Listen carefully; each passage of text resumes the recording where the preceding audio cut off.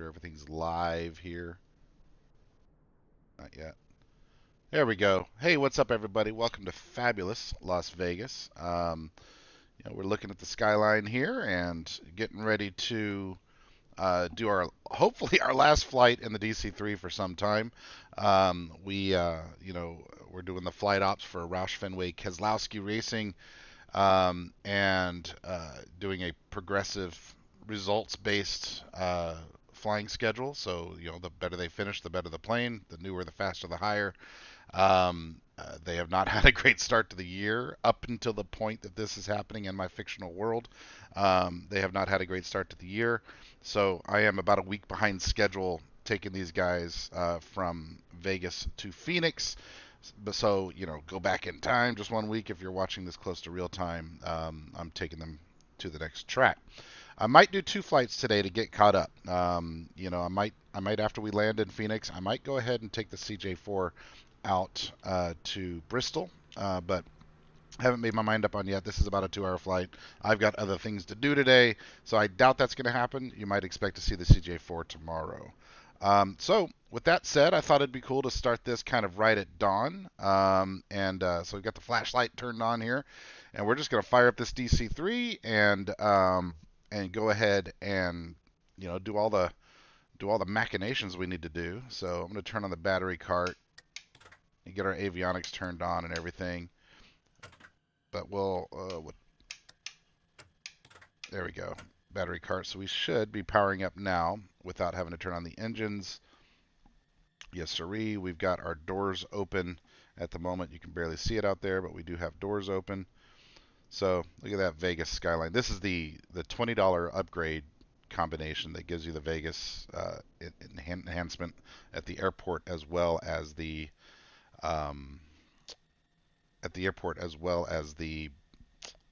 city sites itself. So pretty cool. Yeah. So while the Garmins are booting up, we're going to go ahead and open our cowl flaps and do a couple of the basic startup sequence things that we'll need to do. Let's go ahead and get a little hydro pressure in there. 4, 5, 6, 7. That ought to do it. Watch that needle get to green. Perfect. And let's close that valve back. We're going to leave our handle in the front position for the moment. I'm going to go ahead and turn on my fuel selectors while we're here. Kind of hard to see at night, isn't it? Oh, I never did set fuel, though. Still need to do that. I wish this one had a better click zone. Really do. Do I have a set button that works for this? I can't see. Left. There you go. And right. There you go. And I haven't looked at fuel requirements yet. Let's see. I've got my tablet set up over here, and it's telling me for fuel 2601. So I'm going to go ahead and set that now, but I'm going to set that in the menu here. So 2601 pounds. Boom, boom, boom, boom. That's 2400. So let's just do this calculator. I mean, I could do this math. 2601 divided by 4 is, yeah, so I thought 650 a piece. But why not be sure?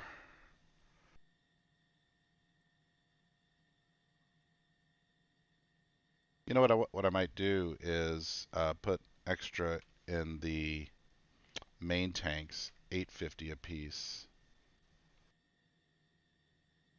850 a piece, that's 1700, and then 900 across these, so 450 and 450. That way we're burning our main tanks longer. But that should be a grand total of 850, 850. That's 1700, 2100, 2500, 2600. Yeah, perfect. So that's our fuel set. That is our fuel set, and we are going to go ahead and get our GPS position set there and get ready to set everything up. Got some sunlight starting just a little bit. We're starting at about 6:30 in the morning, so it's probably almost 6:40 now since I spawned in. And getting ready to get rolling here. Look, there's a compass. So we've got that happening. We're still searching. So I guess what we'll do is go ahead and start up the right engine since we're waiting on avionics to load up. So I'm going to put power and prop forward.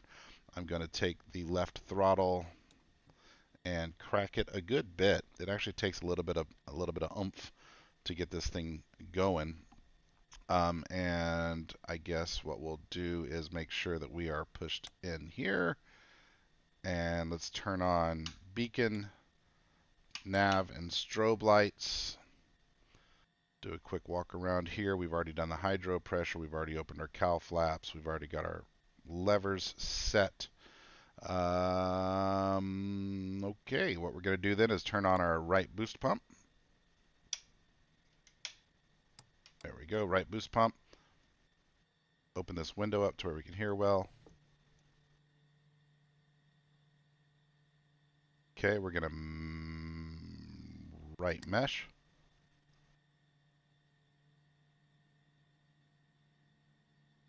I say we're going to right mesh. Oh, I hadn't turned the battery on. I apologize. Let's try that again. So, boost pump is on.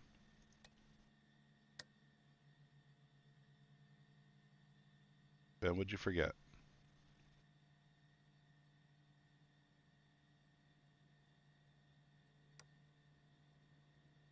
We'll stow the battery cart for the moment. Maybe that's what's going on. Double check that this is in. Magneto's enabled. I can hear the pump going. What did I forget? I've got fuel in. Let's go ahead and close the doors. I'm sure that's not what it is, but I've got fuel in. Maybe the superchargers can't be on during startup.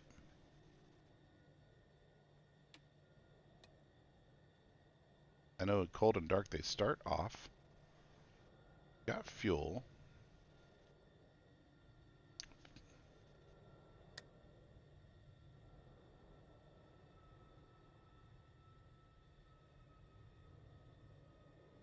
Yeah, I'm not sure what I've forgotten here. Turn everything back off, including just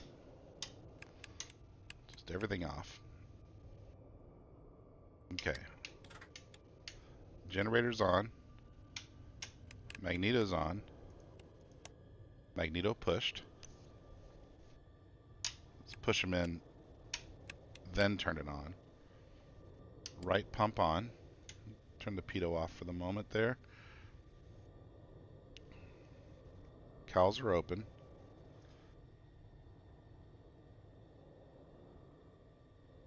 Yeah, we're correct there. We've got some hydro. I hate it when I forget stuff. And I mean, I guess that's what checklists are for, right?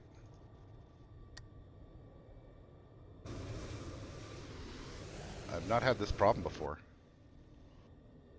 Don't know what I'm forgetting.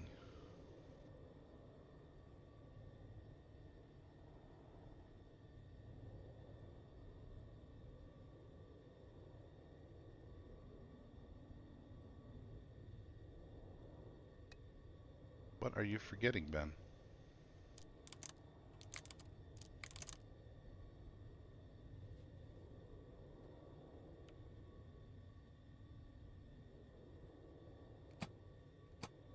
Got fuel in both your mains.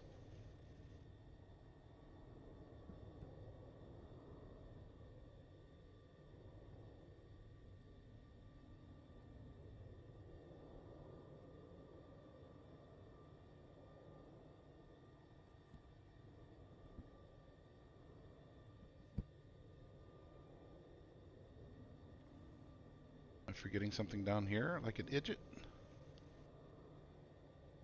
Can't toggle crossfeed. That's inop in this airplane.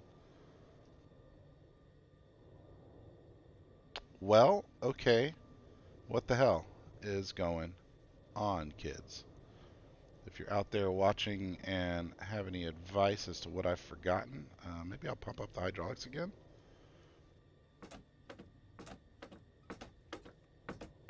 5, 6, 7. 7 gets us there. Okay, we got our pump on.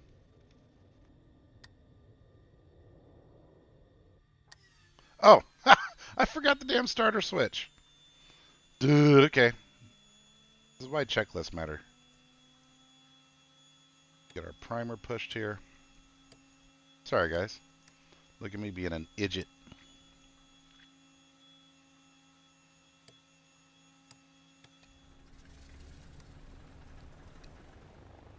Give it a little throttle. Turn off the boost pump. Come back down on the throttle. There we go. We already got our doors closed, right? Yes, sirree. We're going to be striking some wings on the way out of here, huh? Anyway, all right, we got one good engine here. That's enough for us, and we've got our avionics up. So let's go ahead and take a look at our flight plan and get that all plugged in. Still need the flashlight because nighttime-ish. I'll go ahead and pull up. Well, I've got my OFP up on my tablet over here. We'll roll with that. Oh, and I should also tell you, I have already gotten a pre-departure clearance, a PDC, from ATC. We are in the VATSIM network. I just haven't tuned into the frequency yet. But we have a PDC already that I'll be working with as well. In fact, I'll go ahead and put my squawk code in of 1073 while I'm thinking about it. So let's go up and do squawk 1. So I've got my button box over here. 1073.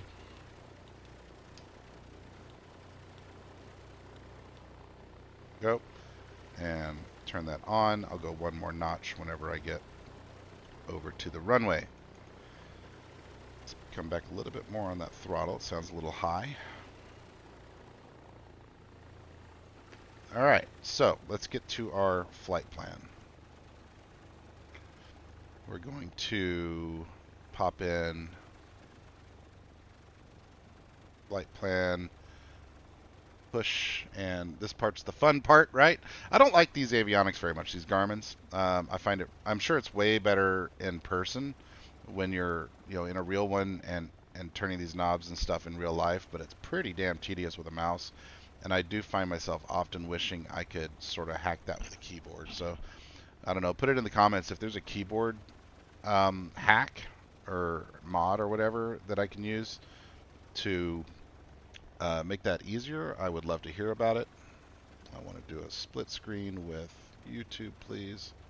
Thank you. Not now. Open this up. There we go. That way we can interact in the Yule comments there. So I've got Vegas in there. Now I'm going to pull up my flight plan here so you guys can sort of see what we're doing here. We're in Vegas. We are going to take the Razzler 3 departure to go south, and then we'll figure out our approach when we get closer. But it's, not going to be too darn hard. Why does it say Tucson? We're not going to Tucson. Unload. Import. I did have to do 2 versions of this. Oh, I remember. There were 2 versions of this flight plan that I accidentally had to, well, not accidentally have to do. I had to do because for whatever reason, SimBrief routed me wildly. Wildly. Anyway, we're still taking 8 left out of Vegas for Razzler 3, and then we've got, a series of waypoints along the way that we're about to pop in. So I'll go open up the OFP here and hide this and see if we can't get it to where we can see both items. There we go. Go up a little bit. All right. So our legs are as follows. Zane, Z-A-Y-N-E. So let's do all the button knob turning situations. Z. Oop, darn it.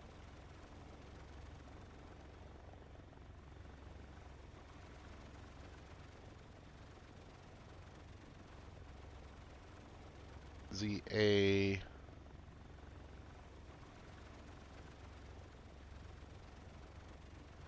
Y.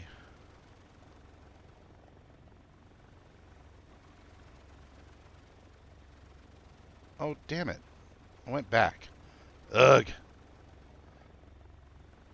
ZA. You know what? Is this a better view?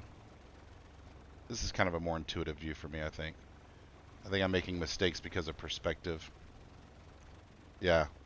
Something about seeing it from the lower left instead of from the lower right instead of the upper left sort of confused my brain there and had me doing stuff in backwards. In backwards. ZAY. Come on, get there, get there, get there, get there. N E, enter. And then from Zane, we're going to go direct to Delta Romeo Kilo. So we'll pop that in. Delta, Delta, Delta, Delta, Delta. Romeo.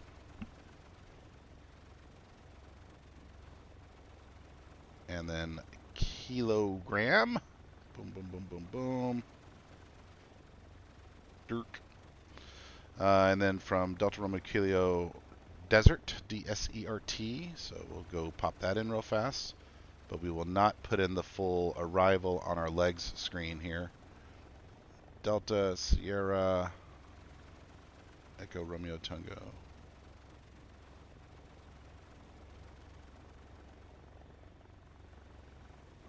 Echo Romeo, wherefore art thou? Desert, yep, got it. Okay, we'll call that flight plan done. And then let's go ahead and go into the procedures page and select a departure. So from here, we are going to be taking the Razzler 3 departure. So let's jump down here and find Razzler 3. There it is. And enter.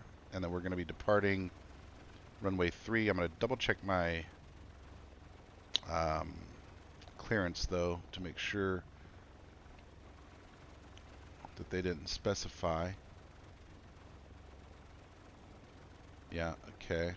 They did not specify a runway there. So we're going to go with whatever my flight plan says for the moment. 8 left. There it is. Enter with the Zane. Load. All right, cool. So that gives us all kinds of goodness. Let's go ahead and go take a look at that departure plate since we are going to have ATC here. Let's understand what all we've got going on. Know what I'm saying? So let's pull up the Razzler 3 departure plate here as an overlay. And I need to be 6,000. All right, so at SCAR, got it, okay. 6,000 or above. At Flare, 8,000 or above at Road, 12,000 or below at Jadwe, 13,000 at Rosler or below, or above, huh? Interesting. Well, I can't do that. My total flight plan is going to get 9,000. So we'll be disobeying a little bit of that.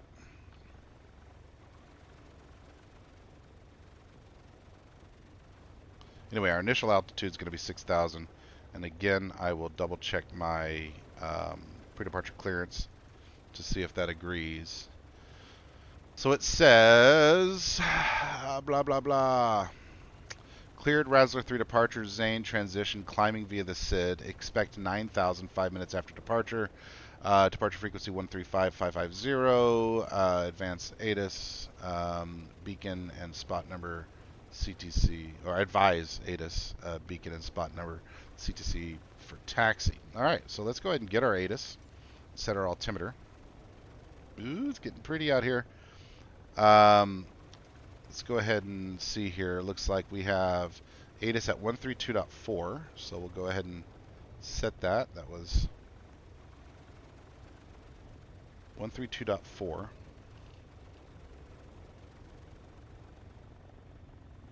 Probably should have gone the other way there.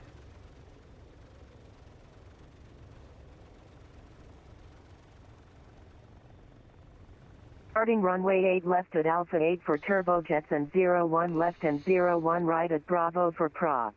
Simultaneous approaches to crossing and parallel runways and use notices to air missions. Runways 26 left and 26 right closed, runway 1 right, 1 NINRAL closed. LAS Vegas Metroplex procedures in effect.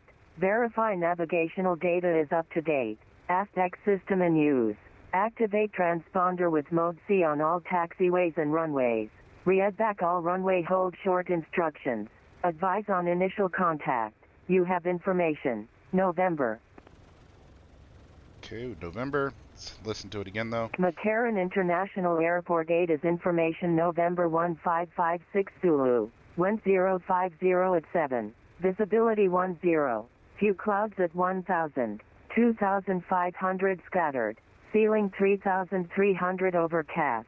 Temperature 7. Dew point 6. Altimeter 3003. Visual approaches in use. Landing runways 1 left and 01 right. Departing runway 8 left at Alpha 8 for turbojets and 01 left and 01 right at Bravo for props. Simultaneous approaches to crossing and parallel runways and use notices to air missions. Runways 26 left and 26 right closed, runway 1 right, 1 NINRAL closed. LAS Vegas Metroplex procedures in effect. Verify navigational data is up to date. ASTEC system in use. Activate transponder with mode C on all taxiways and runways. Read back all runway hold short instructions. Advise on initial contact. You have information. 1 left November. for props. McCarran International Airport 8 is information November 1556 Zulu. Wind 050 at 7. Visibility 10. Few clouds at 1000. 2500 scattered. Ceiling 3300 overcast. Temperature 7. Dew point 6. Altimeter 3003. Visual approaches in use. Landing runways 1 left and 01 right. Departing runway 8 left at Alpha 8 for turbojets and 01 left and 01 right at Bravo for props. Simultaneous approaches to crossing and parallel runways and use notices to air missions. Okay. Runways 26 left and 26 right. All right, so that tells me that I'm going to need to change my departure. Again, he didn't tell me there, so let me go back into procedures. I should have done that first, apparently. We're still going to use the Razzler 3, but we're going to change to 1 left here. He might say one right in a moment, and that's okay, but that's what we're going to go with. So it looks like we do have departure here, or yeah, we have departure available within. Oh no, that's LAS. Yeah, that's where I'm at, right? LAS. Yeah, sorry, I got my LAS and my LAX confused. So okay, we've got information November. Let's go ahead and set our barometer. That was a 3003.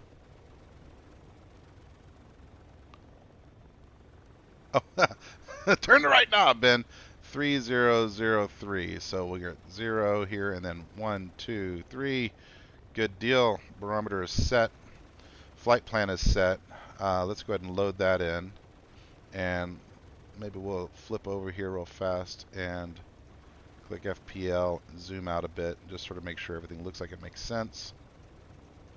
Yeah, that looks like it makes perfect sense. Okay, we've already got our transponder enabled. Right, yeah.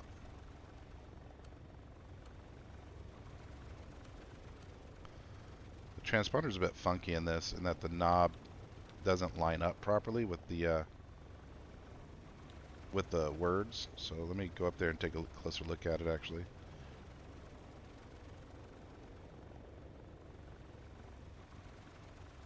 Because you have, like you can see here, it says off, standby, on, out, test, and there is no mode C. So I'm going to go 1 click, 2 clicks, 3 clicks, 4 clicks, 1, 2, 3, 4. Yeah, 1, 2, 3, 4. Right. So so you can see how the knob just doesn't correspond with the lettering here. So I'm going to go to standby mode for the moment, which is there. That's the first click. 1073 is my squawk. Looks good.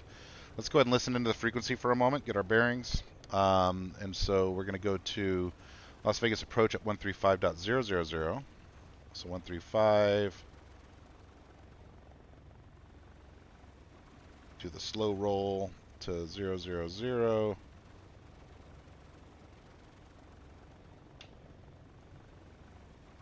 Just listen in for a moment. Get a hey, what's up, Michael? Good to see you, brother. Welcome to the stream. Nice to see you. Ooh, that's interesting. Why don't I hear ATC over here? I'm on 135.000. I'm just going to double check SimAware.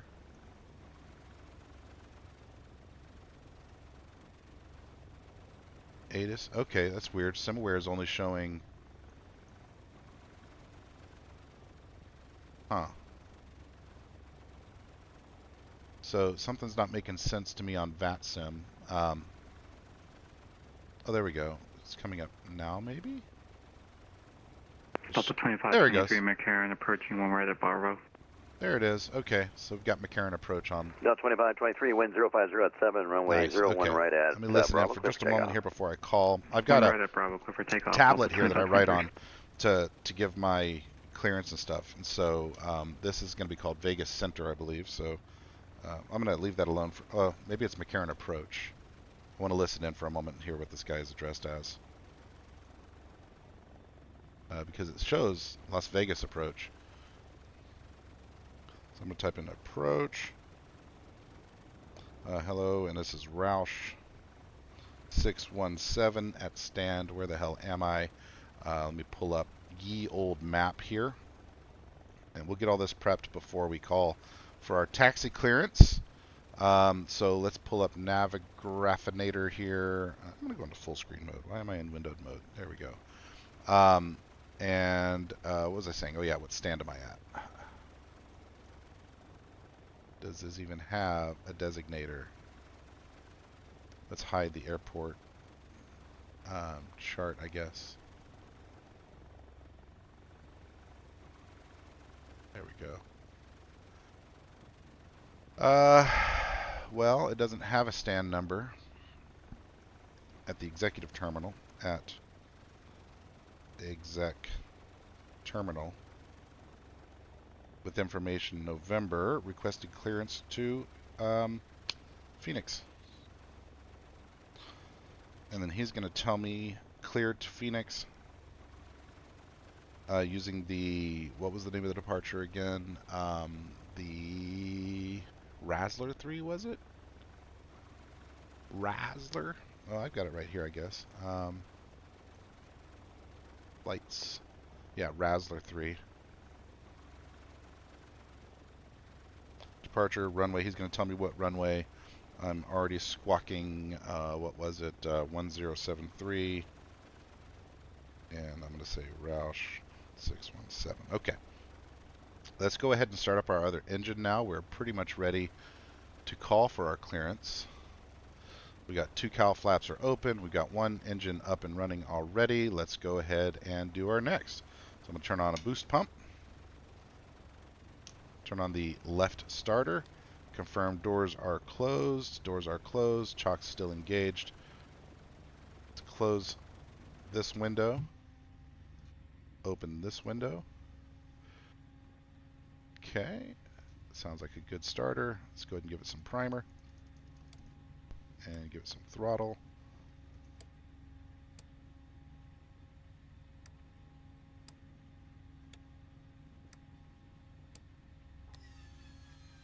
Thought I hit the mesh. I guess I missed it.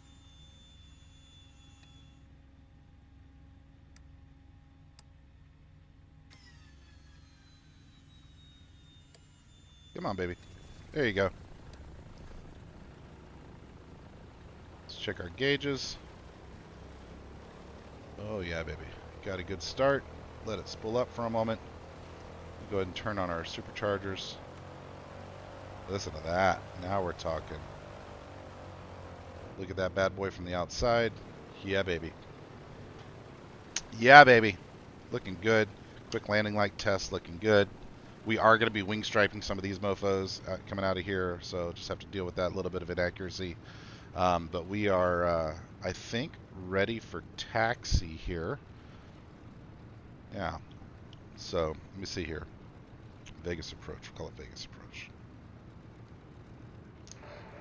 Delta 2523, radar contact. Climbing tip level 190. 190, Delta 523. Vegas departure. Ready for taxi. I am going to double check real quickly the pre-departure clearance one more time. Advise ATIS, what's BCN and spot number CTC for taxi.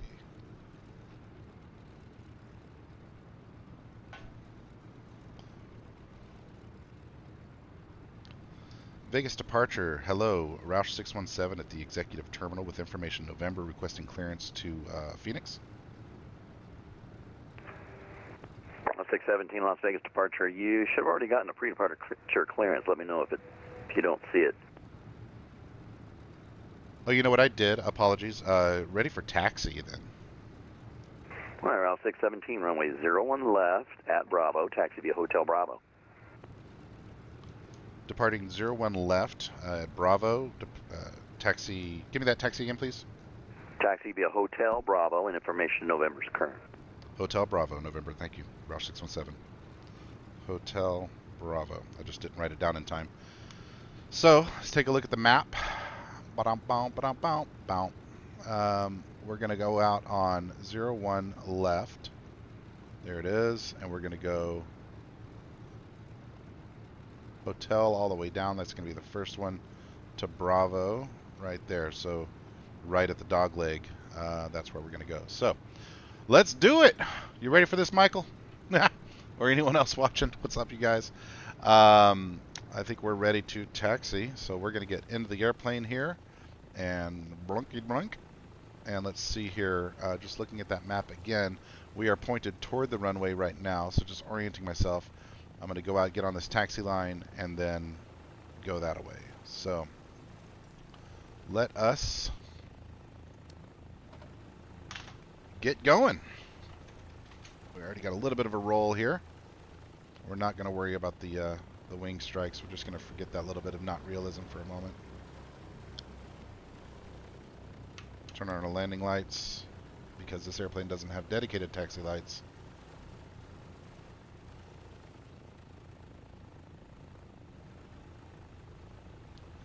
You're all up in your business there.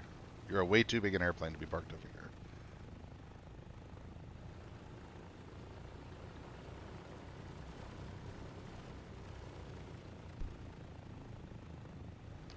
All right.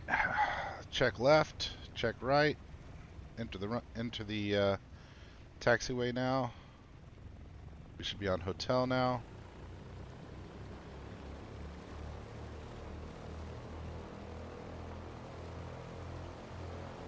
Follow this all the way down to the dog leg.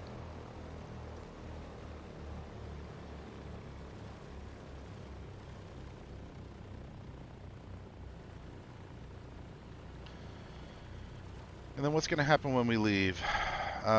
Departing to the north, and then we need to turn kind of a hard right. Let's pull up the Razzler 3 again. Slow this down a little.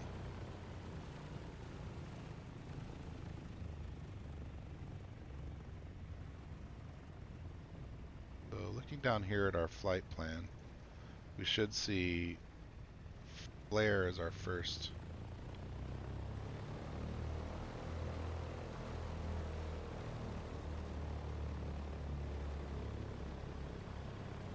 .072 is going to be our desired track there, right? So let's go ahead and plug that in.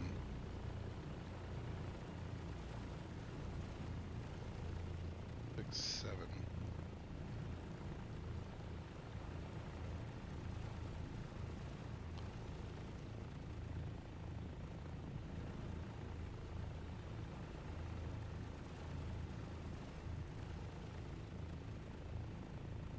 That's what it wants me to do. That route.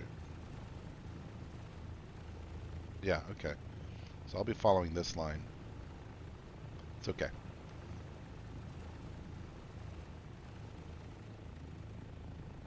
Pretty sure the airplane knows what to do, even if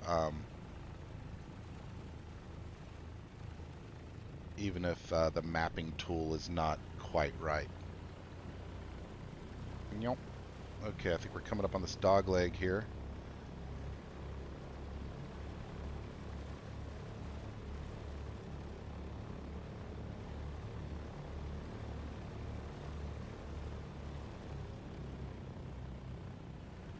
And he did say 01 left, yes.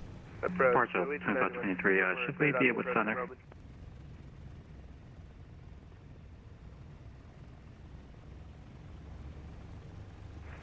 Okay, 2 call on the same time. Approach to Legion 91. Confirm we're cleared on the approach at Roman. Legion 91 at Trey, cleared ILS 01 left approach. At Trey, we're cleared ILS 01 left. Thank you, Legion 91. Now 2523, contact Los Angeles Center 135.55. 3555, Delta 2523. Grizzly 498 at Trey, cleared ILS 01 left approach, your number 2. At Trey, clear for the ILS 1 left approach, Grizzly 498, Roger 2.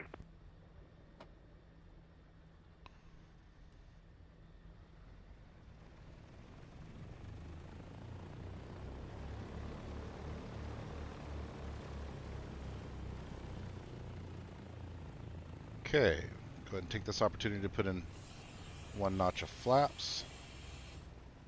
Not that we needed a whole lot, but we'll put them in. This airplane can take off without flaps just fine.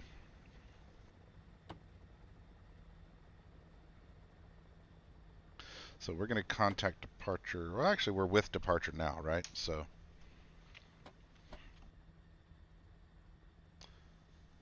Vegas departure, Roush 617, holding short, runway 1 left, ready for departure.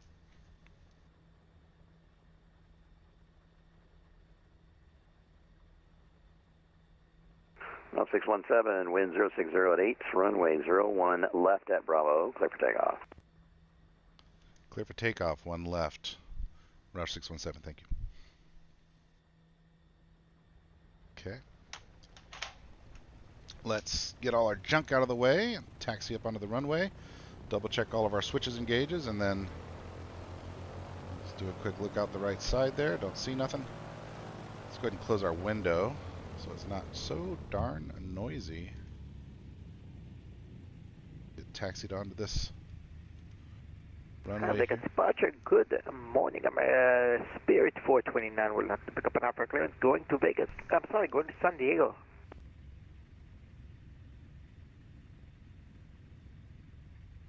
King 429, pre-departure clearance set. Okay, let's go ahead. Thank you. Look up here and flip this over 1 more notch. And Bearing 429, information Oscar current. got 1 notch We of do have flaps. Oscar, thank you. Start spooling up the engines, holding the brakes. Spool them up some more, holding the brakes. Superchargers are on.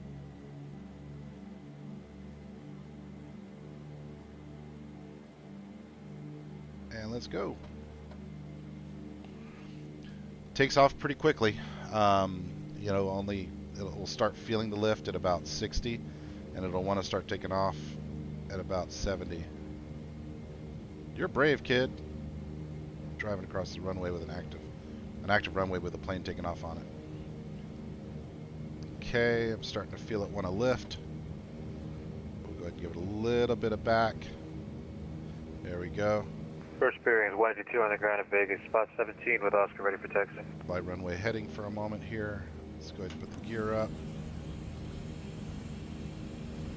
Straight wings 182, 01 right. Look at the Vegas Full sphere over length, there.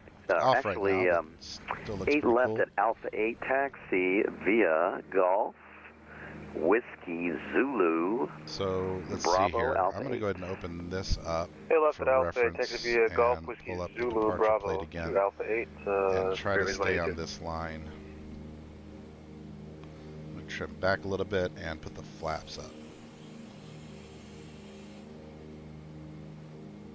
And we want to be... Actually, I don't know what altitude we want to be at here, so we're just going to...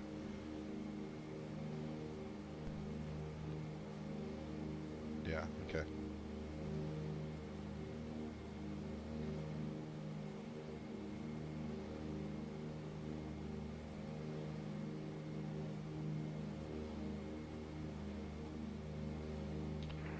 At Vegas approach, good morning, UPS 188 Heavy at the air cargo, ready to taxi with Oscar.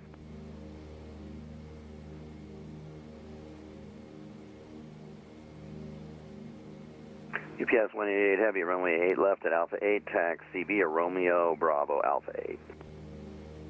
UPS 188 Heavy, request full length for our weight and balance. Come back in the prop a little bit. UPS 188, continue, expecting left full length. Here. Taxi via west on Bravo, hold short of 01 right.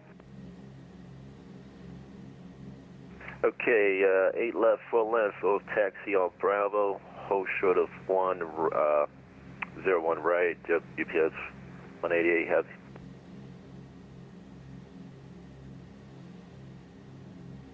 Okay.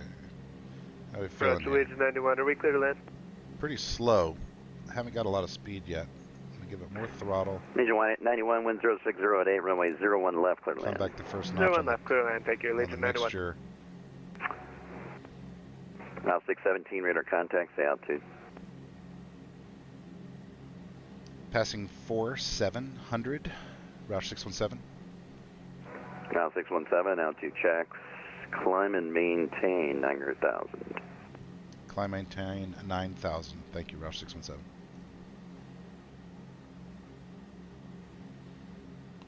Okay, so starting to slowly pick up some speed here. I've not had to put in as much of the stick. Let's hide this for a moment and use this as our primary navigational reference until we get closer to the magenta line. Z498, wind 060 at 8, runway 01 left, clear land near number close. 2. 1 left, clear land, Grizzly Angle of 498. attack feels kind of high here. I'm going to trim it forward just a little bit.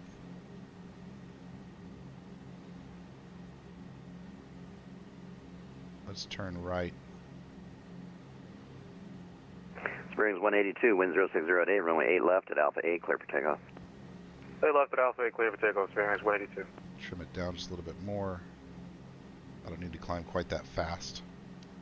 This plane sort of climbs most happily at about 700 to 1,000 feet per minute. 1,200 is kind of aggressive on it. Las Vegas approach, good morning. Oh my. 2698. Very sexy. Information Oscar, IFR to Los Angeles, please. What the hell was that? Oh, that was the sexiest thing ever.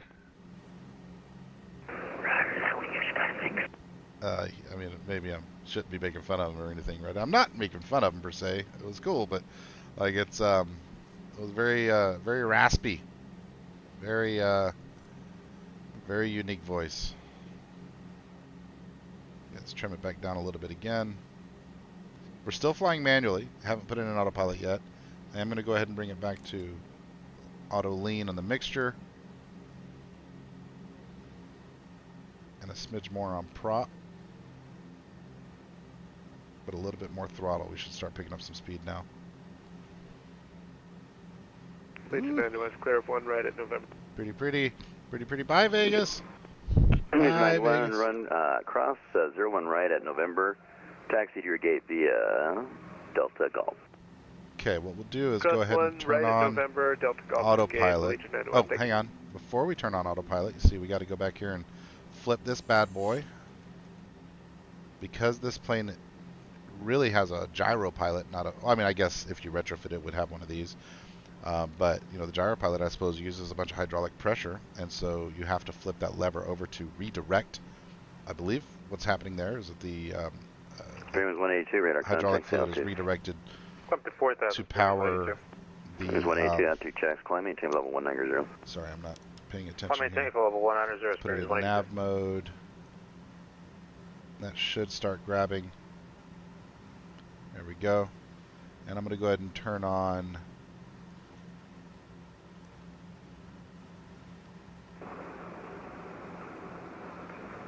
vertical speed. Las Vegas approach, November 07 Sierra Bravo. Good morning. We'll With information November, ready for taxi. go up at 700 feet per minute. All right.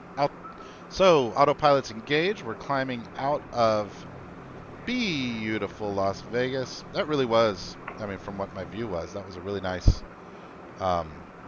That was a really nice skyline. It looked good. Look at there. To watch out for some icing here. Someone's got a stuck mic on out there.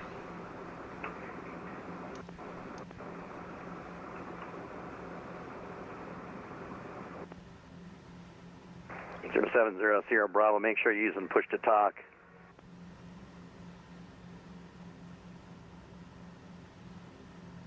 Cool. All right. So keypad next, and then hey on.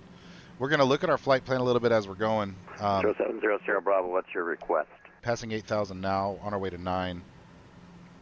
And then we'll level off at 9. Good morning, approach November 07 on Sierra Bravo, with information November, ready for taxi.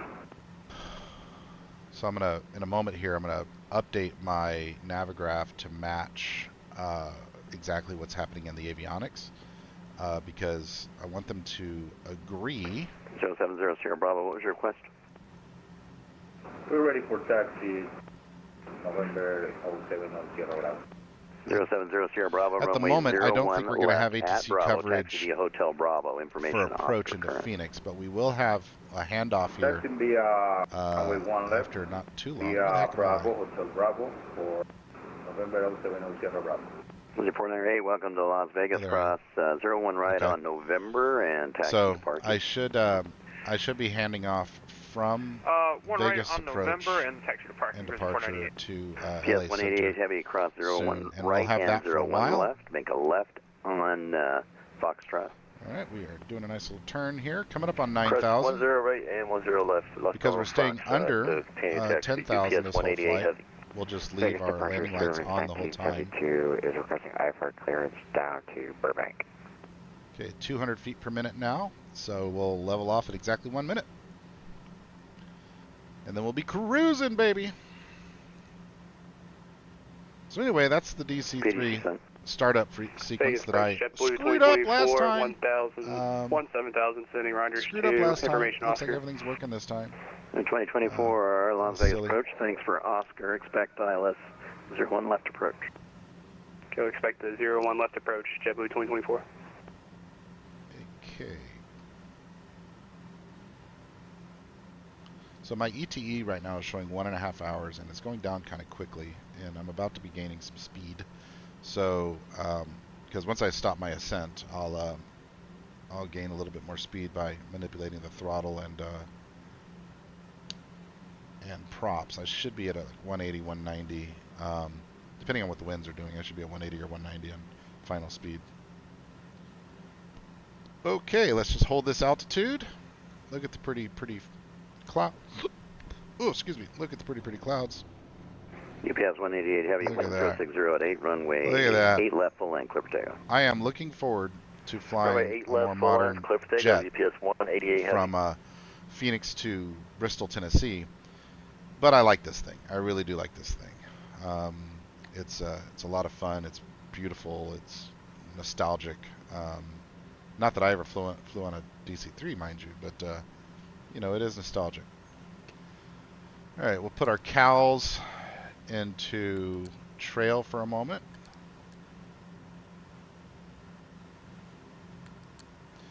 That's going to help with drag a bit. Let's go take a look at our temps. We definitely need to do a little carb cooling over Greenwich here. 182, contact Los Angeles Center 135.55. See you later. 3555, so long, Greenwich Pay 182. attention to those gauges there as we move these bad boys down. That should level out. We'll lock that in place. Our blowers are on. There we go. Speed's starting to tick up. We're at 180 now. Should I turn anti-ice on with all this cloud action? We'll watch for any signs of anti-icing. It looks like I'm just skimming over the top of the clouds and going through the occasional puff, but nothing bad. Okay.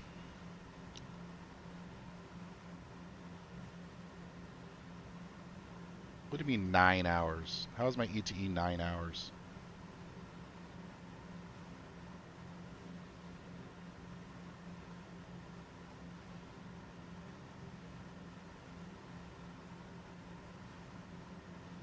Oh, 9 minutes. Okay, to the next, to Razzler. Okay. Look at the departure. Good morning, Spirit 429. Confused me for a moment there. 17 for taxi.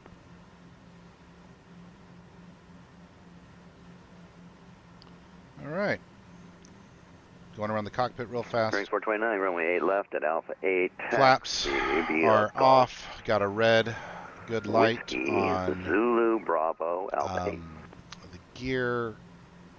Let's look at our gauges 5 real Golf, fast. Whiskey Zulu Bravo Alpha 8, Spirit 429. So we're going to come back on the prop. Back on the throttle too. Let's see what this does to our speed. UPS 188 heavy, radar contact, say out to. Well, even 4.3, climb is via confirm that UPS we're in auto 188 lead. heavy. UPS 188 Yeah, altitude we are. checks, climb unrestricted, flight level 190. Unrestricted, flight level 190, UPS 188 heavy. 178 here. If I come out from the props a little bit more, I think that reduces some drag.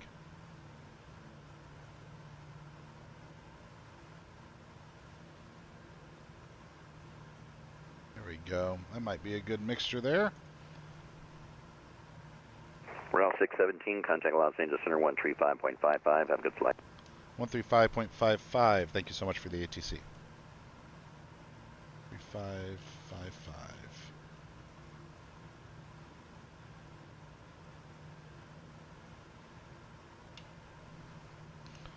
All right. United 24 Charlie, climb rate tailbar 370.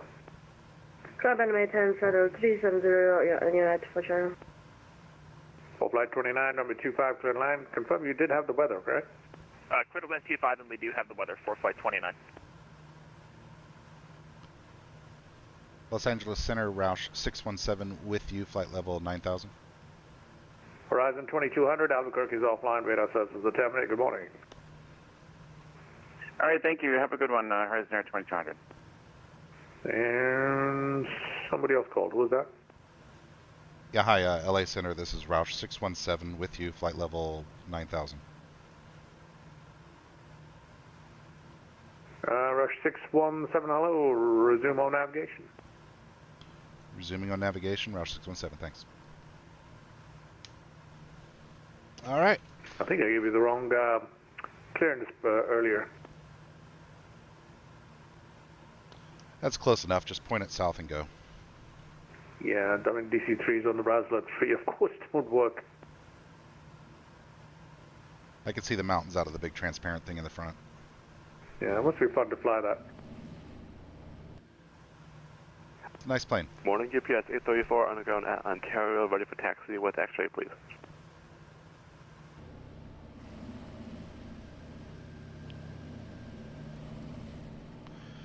Whew, just cruising, baby. Southwest 331, ready for descent. Just cruising. Everybody flies the airliners, and I like the airliners. I really do. Like, I really learned the 737 well. I haven't spent any time in Airbuses yet, and I haven't flown any wide bodies yet. So I definitely want to do a lot of that stuff. I'm kind of early anticipating the PMDG 777. I am looking forward to that.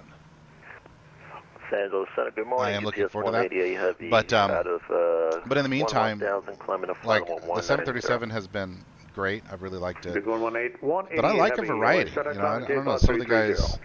you know, I see on streams and on here, you know, they just fly the exact same planes over and over. Southwest 1123, And I mean, I've flown the same DC-3 over and over now, but that's because of the game within a game that I'm playing right now. You know, and I'm playing my own game within a game. And so I don't have complete control over what plane I fly. Speaking of, all right. 361, thank you. Radar services are terminated. In case this is your first experience with this series, let me explain to you what's going on. I'm going to jump it over real quickly here to... Heavy Oakland's offline. Radar services are terminated. Good morning. I'm going to change it over real quickly here to desktop mode, and you should now be looking at a spreadsheet. So, what am I doing? Why am I flying today from Vegas to Phoenix? Well, reason being is I'm a big fan of NASCAR, auto racing in general. You'll see that most of the content on this channel is sim racing, and I really like that stuff. So what I thought I would do this year for fun during the NASCAR season is to pretend that my favorite team is my charter customer. And I'm a floating charter pilot who flies different planes. But they can only afford, based on their own performance, better or worse planes. And so I'm sure that there's either team-owned or team-chartered planes that are always something like a Citation, some small dozen-passenger or so private plane. But anyway, so I wanted to do a progressive performance-based scale here. So I thought the worse they do, the slower the plane. So I'll fly the Seneca if they finish with an average in the 30s. If they win, if one of them wins a race, then I'll be flying the big business jet, the 737, and then there's a progression in between. Now, they had a bad start to the season between the Daytona 500, Atlanta, and Vegas. One of the two cars DNF'd both races. And then the other car had a reasonable or good finish, which has put us with a combined average in the 20s for the first 3 races. And so an average finish in the 20s gives us a DC-3 to fly to the next track. Now, Phoenix just ended, so I'm about a week behind. I've had a lot of business and personal travel lately that's thrown me behind on this at the early season. I'm hoping to stay caught up, with the exception of I have a trip to India soon, but outside of that, I don't have a ton of travel coming up that I know of, but who knows? Things change with business all the time. But they did really good in Phoenix with 2 top 5s. And so we're going to fly the CJ4 Citation from Phoenix to Bristol, which is, I'm glad, right? I'm really glad about that because, it was something else flying. It was something else flying across the country in the damn DC-3 because we went from Atlanta Motor Speedway over here to Las Vegas in the DC-3, which was combined about 11 hours worth of flying. And I decided to do a pit stop in Oklahoma City for fuel and, broke this up over 2 days. And so we got some fuel, stretched our legs at OKC, and then cruised on from there. So anyway, it was a lot of fun, don't get me wrong, but boy, oh boy, have I had enough DC-3 time lately and am ready for a different plane. And so I'll have to dust off the CJ4 and remember how its avionics and stuff work. I've started to get comfortable with these again, just in time for me to flip over to another plane. To leave my airspace, but okay, go to Unicom. Bye-bye. Thanks, monitor Unicom, United for Charlie, bye-bye.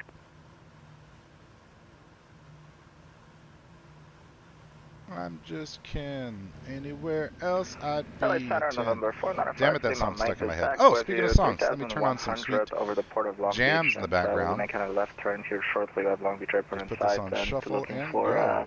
Left base 226 left. 195 Lima Mike, make left base runway 26 right, runway 26 right, clear land. Right, left base to 26 right for 5 Lima Mike. Any reason we can't get 6 left? Is it playing? Yeah, there it I'm is. sorry, I thought you said 26 right. Runway, make left base runway 26 left, runway 26 left, clear land. Just a few easy jams. Okay, thank you. So left base do I want to to turn on 26 left, de-icing? so we go into signature for 5 Lima Mike. Thanks. Yes, we do want to turn on de-icers. Los Angeles Center, good afternoon, Delta 664, about Pito's 20 already minutes south on, of Bryce so Canyon, we'll turn flight on the level prop de-icer 360. and windshield de-icer. Don't need the booster pump on anymore, we can turn that off. Delta 664, radar contact flight 360. Roger. USA 34 is short 26 right at Ontario, ready for departure.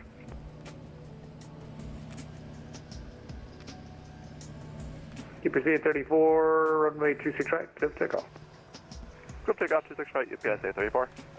Next desired track, Delta 128. Delta 2523, altimeter 3002. I put up the ATIS information. All right, X-ray. since it's a relatively short flight, right, clear land. I want to go ahead and go look at the Extended 178, turn arrival left right clipper, stuff. resume the Orca departure, climbing to about Think about this 290. stuff. So let's look at the airport. Turn left direct flipper and resume the Orca 5 departure, exit 178, United. I expect to be landing runway 3, so we're going to come in from the south. And then we'll need to pull off. 2991, runway 27, clear takeoff. Clear takeoff 27, 348 right Alpha, right Bravo, gate 27. 27 right on Bravo, thank you. Take a look real quickly at the arrival. Actually, no. Also, a good morning, Spirit. Yeah, 429 leaving okay. 127 for 100 unrestricted. Runway 3, that's correct. 429, hello again, climbing 105280. And let's see, how am I going to be getting in there? 280, Spirit 429, good morning, Mr. Chef, thank you. Oh, yeah. Control November 07. Not going to go all the way down to Potter. I guess Tatooine would be the right one, so let's choose Tatooine. 2070 Bravo, Sierra Bravo, climbing 105260. Yeah. Eyeballs bothering me here. Alright, so let's look at this. Route 617. I've got Kingman altimeter at 3002. Altimeter 3002, Roush 617. So we'll go down. We were at 300. What were we before? 3003. So we'll just go down one click. There we go.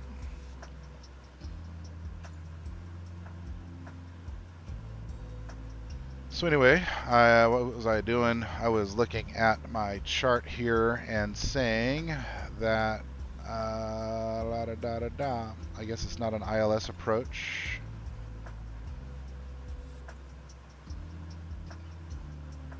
Final approach course of 030 though, so we'll go ahead and set that. American 240, expect RNAV Zulu runway 25 left approach. RNAV Zulu 25 left for American 240, thank you. I finally figured out how to do all the ILS stuff on this bad boy. Los Angeles Center, good morning, Southwest 3491, flight level 320.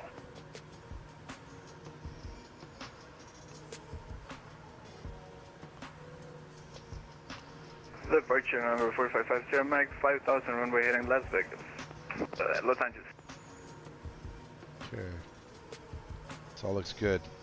Alright, let's go look real quickly at just terrain heights on the route, since we do have quite a bit of cloud cover here.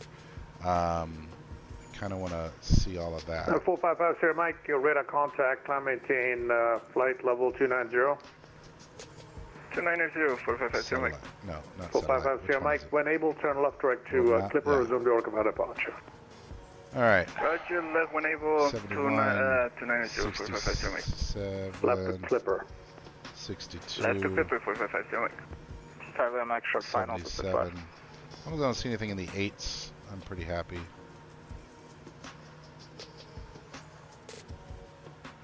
Number 5626, contact Las Vegas approach 135.0. Approach 135.0, Center 5626, see ya. Center verify 5 Mike, split a land. Finally, Mike, runway 8,000, 8,200, pretty close there. Left for the land, thanks, 5 Mike. 72. Spread wing 429, turn left direct level. I think we're okay. Turning left direct level. We're not skimming them, but we're not exactly lofting over them either, you know? The mountains are relatively close here. Top of 3491. Very pretty though. 10,000. Very pretty.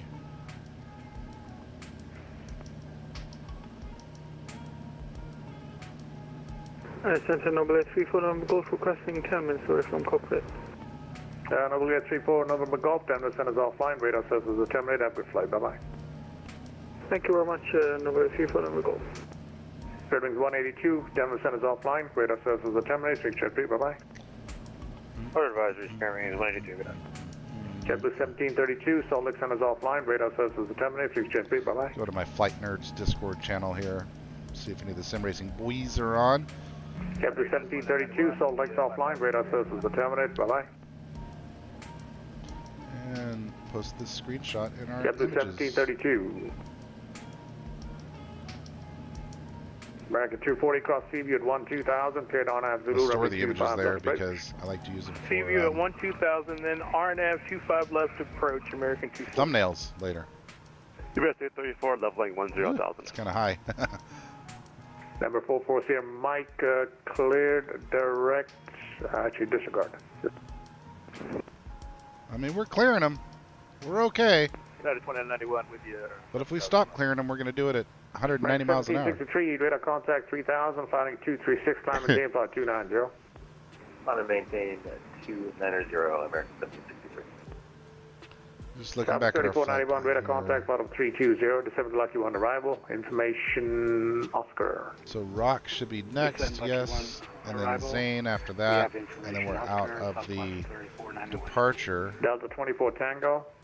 Let's go ahead and go in here. Delta 24 Tango. And Radar services are terminated, fixed change proved, and you can squawk 2000. Bye-bye. So DRK would be next. Malta Unico, Squawk 2000, Delta Desert would be 24 Tango, next. and have a great day. And we don't have GPS 34's level at 10,000. our arrival set yet, so we won't do that yet until, I don't know, quite a while. Quite a while.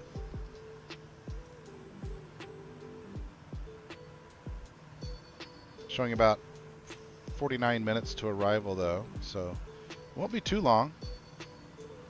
We're definitely going to get this de-icer stuff on because clouds. I might request increase to 12,000. Somebody else trying to call me? Who's that? I feel like it's significantly slower at 34's level 12,000. at 10,000. We'll be unable to meet the 14,000 at inland now.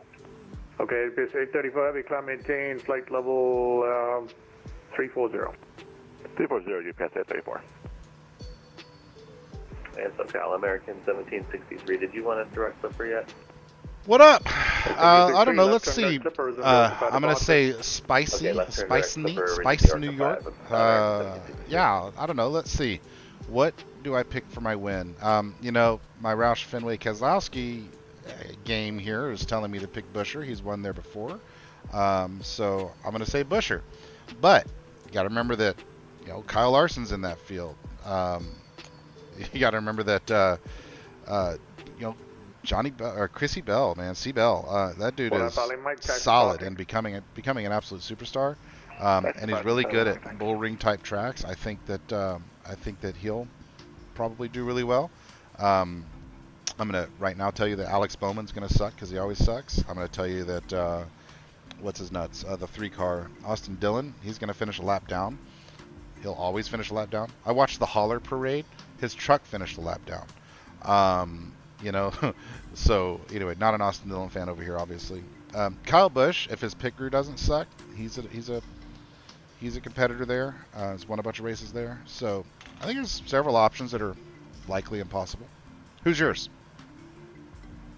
I see the 88 there, so I don't know if that's a Dale Jr. reference or not. So I don't know if you're Hendrick or old DEI guys.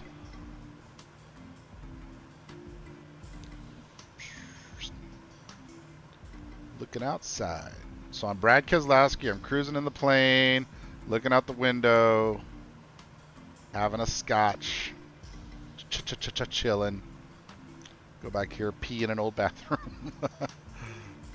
And what's cool, of course, because it's not modern day, I'm just gonna leave the cabin open here. No, I'm not. Hijack. Man, maybe I should request a increase to 12,000. Yeah, Truex is so solid, man. I don't know. Is this going to be his last year? What do you think? On the ground in San Diego. I'm a fan of that guy. 3.9 for your taxis or pushbacks, whatever you need. I've never been like a cheering Truex fan, but I remember watching his first win at, was it Dover back in the day? I remember, yeah, that's where I learned about diamonding corners and getting better runs off. Man, he killed that race, and I've always been a fan of his ever since. I like his personality. I like his conduct, the way he, the way he behaves. Because he's a competitor, and he'll kick some ass, but at the same time, he's not a jackass, and he's not a prima donna. There's a disturbing amount of disturbing a number of prima donnas beginning to enter the sport. Starting to have that, starting to smack of F1 a little bit, which I don't care for. Man, maybe I should ask for UPS 188. altitude increase. Southwest 3491, expect the RNAV Zulu, so correction, RNAV Yankee, number G7 approach. Expecting RNAV Yankee. I don't think the weather radar in this thing actually works.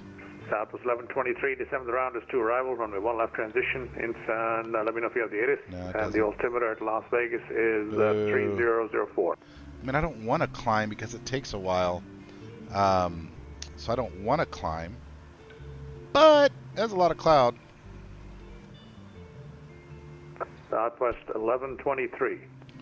Give it another minute to break through. I don't see any icing, but I've got all the de-icers on. I need to turn off my flashlight. Was it Control L or Alt L? There it is, Alt L.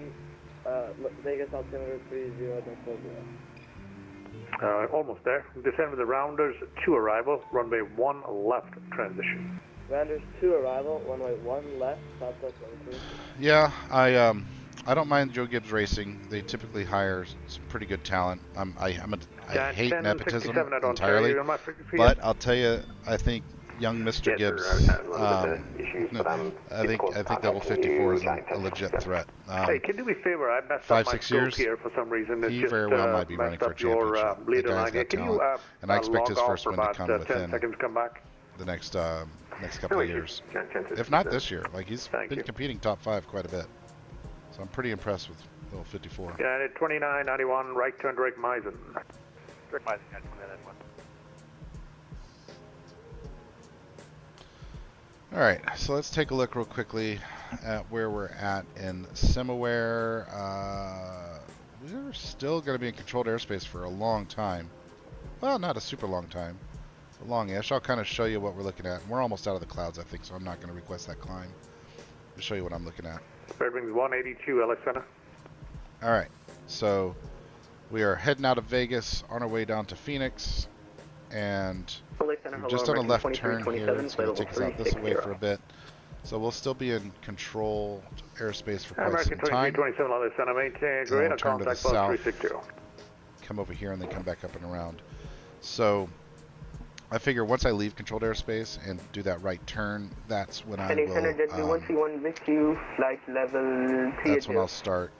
Channel 131, radar contact about 380. That's when I'll start messing with it, popping in my arrival stuff, approaching arrival stuff. Flying through some rain here, huh? Well, that's what wipers are for. Hey!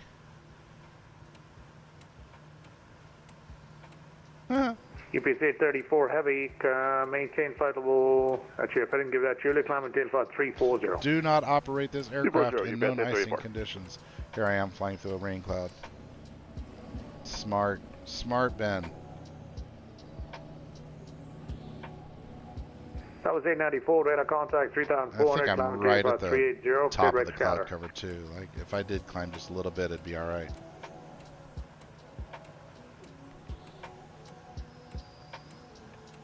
Of course, that doesn't do anything.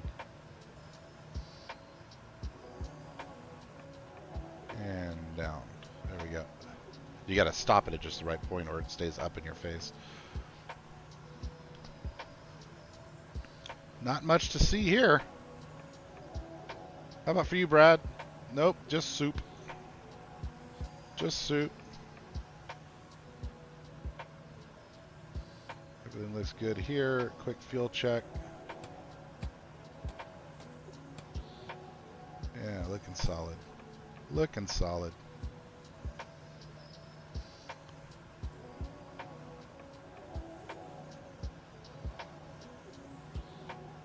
Looking good.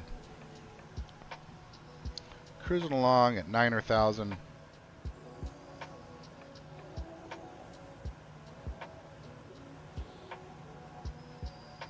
Switches are good. Transponder's good. The only thing we haven't done is set up our approach and arrival.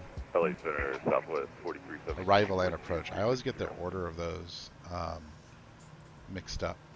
4373, radar contact, photo 360. Yeah, we are right at the top of this cloud layer, flying right through it like idiots. But we're almost out of it. Assuming the weather radar on American 240, you can contact out 120.95. Represents any form of reality. Tower 2095, American 240. We'll be coming out of it in just a minute or two here. Valley Center, good morning. Look at that, there it is. 6822 Heavy with you, flight level Muting you for a moment. 30, just about 40 to the west of Grand Canyon. FedEx 6822, LA Center, good morning, radar contact about 320. Top is 1175, radar contact 5000, climate tail flight 310. Climb maintain 310, 1175. LA Center, short wings. 1972 is with you, flight level 180. Spirit Wings 1972, hello, climb maintain flight 300. Up to 300, 1972.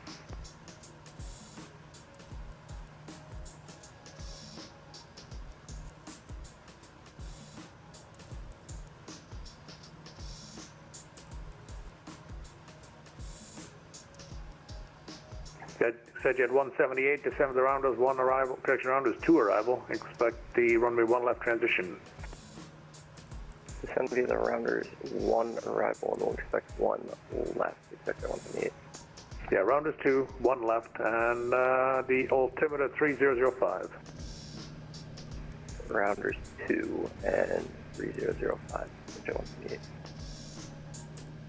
I'm back! Sorry. Wife calls, you know, you got to answer the phone when the old wife calls, even if it's in the middle of a strazine. So I'm not going to Phoenix International, or whatever the main Phoenix airport is called. I'm going to a smaller airport down near the racetrack, near-ish the racetrack, which it's about here or somewhere. There's an airport called, and I guess it's owned by Goodyear Tires, or it's named at least after Goodyear Tires. But somewhere around here-ish, there's an airport. Actually, it should have a little label on it. Southwest 1903, what's your Mach number? We're at 0.8. Okay, I need you to reduce to 0.72 for spacing traffic. You're going to be following a bunch of aircraft going into Las Vegas. So 0.72, please. Let's try that again. Roger, 0.72. So I should be, yeah, here we go. Goodyear, that's where I'm going. Is that where Goodyear Tires? November 455 Sierra Mike, what's your best forward speed? But anyway, I'm landing at this airport here, right which I was just looking at satellite imagery. I believe what's your Mach number? That's where... You're at 0.806. Oh, can you see this? Am I... Okay. Duh. Sorry, 1 second. So, zooming out. Number 455 Sierra Mike, descend with the rounders 2 arrival on the 1 left transition. Coming down here to Phoenix, but I'm not landing in Phoenix International. I'm landing at Goodyear here because that's it's correct. proximity to the racetrack. Like the racetrack's 05, around here somewhere. Rank 1763, descend with the rounders 2 arrival on the 1 left transition, altimeter 3005. So I figure that's probably where they would really land, right? Why would they land at 2, 1 left transition, the main airport? 3005, 1763. Why would they land at the main airport? LA Center, Giant 1067, I'm back on the frequency. Everything okay, or do you need me to efficiency refile? and also the size of the planes. That's what I imagine. No, thanks for help. Ooh, we are not that high off the ground. 9,000 feet. But don't believe the lies. I looked at the sectionals and should not hit any mountains. How inspired do you feel by that statement from your pilot, ladies and gentlemen? LA Center, Delta 2657, flight level Cool screenshot. Let's get this. Delta 2657, LA Center, radar contact about 360. Kind of cool. Well, actually, that's kind of cooler. Snipping tool, please. And LA Center, Southwest 1903, we're 20 miles from top of descent. Southwest 1903, descend and maintain flight level 290. Under 290, Southwest 1903, thanks. 1903, we cleared flight level 310, sorry about that. Roger, down to 310, Southwest 1903. Down to 310. And LA, good morning. Leah 41 Maybe I can't Victor, count out of Vegas, to 310. flight level 190. 4210 Victor, low, climb maintain, flight level I can't even 280. count that high. Climb maintain 280 for 41 Victor. Number 070 Sierra Bravo, descend to the Cruise Angel along 4 though. arrival, expect Smooth runway little 25 flight. left. No problems, no drama. Again for November 07 Bravo. Descend via the Angel 4 arrival, expect runway 25 left. Descend via Angel 4 arrival, expect runway 5 left for November 07 Sierra Bravo. 190 miles an hour, pretty Rouge solid, pretty 617 Alpha Cook is smooth. offline radar services for the Temps terminator. are okay, but I'm going to go ahead and come down on that carb heater just a little bit more. Oh, that's Rouge actually max. 617 radar service terminator, bye bye. Over to Unicom. Thanks for the ATC, Rouge 617. 22. LA Center, Spirit 429, top of descent. Said 429 to 7, the lucky one arrival. It'll be the RNAV Yankee 27 approach. All right, that's it for ATC. We are left to our own devices now, and hopefully we'll not hit any stupid mountains. It's like those peaks. Yeah, that's probably a 7,000 or so. I probably got 2,000. I mean, I'm shooting this gap here, so no big deal, right? But I don't like them. I don't like these peaks. Super pretty view, though. Another screenshot here. Snipping tool, baby. New before it goes away. Aww.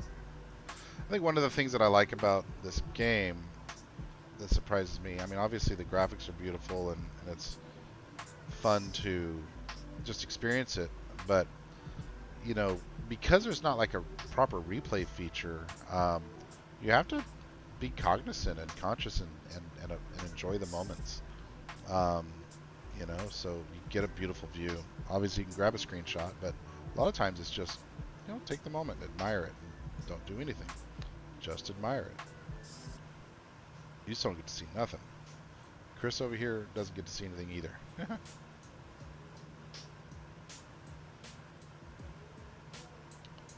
we're back in the soup. So we're going Zane Dirk right now. So let's, since we can't see anything, it's about time for us to start setting up our approach. And just to confirm that nothing's online in Phoenix, right? ATC wise. Nope. Alright, so with nothing online in Phoenix, but lots of planes on the ground, I am going to need to be ready to talk about this. So we want to do, let's go down here to our, I think I have a keybind set up for this. Yeah, here we go. I want to, what was that, 6? Yeah, 6. Okay. So I want to plug in these approach items here. So my arrival, we'll go to process, okay, go to arrival, and we're going to do the Desert 2 arrival. Interesting, I don't see Desert 2 here.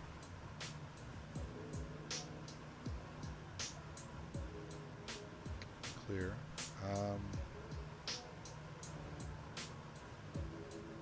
Well, this says KLAS. Oh, I never typed in, hang on, flight plan. I never put in the destination. Oh, you know what, then I should be able to do that here. So, arrival for clear K GYR, right? So, G Yankee Romeo. There we go. Better. Now, Desert 2 with the options here. Desert transition. Well, again, that's not there. So let's see what we need to do here. Cacti.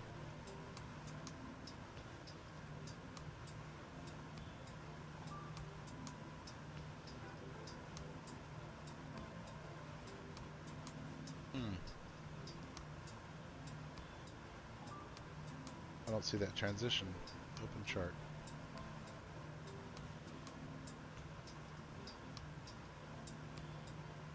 Let's do that as an overlay. Pick one of these.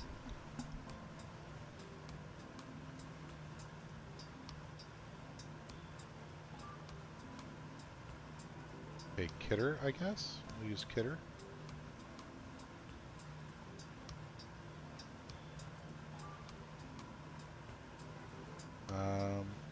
But I want to put my runway in, bro. Why can't I put my runway in? We'll load that. So, we're going to go Dirk. We're not going to go to Kidder. We'll clear Kidder out, yes. We'll clear Spall out. Yes. So it's going to be Dirk, Desert, Shock,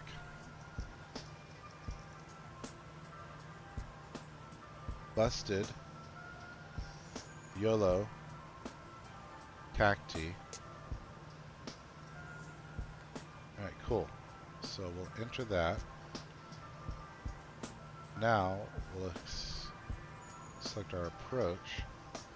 I guess I only have RNAV3 as an option. And let's see.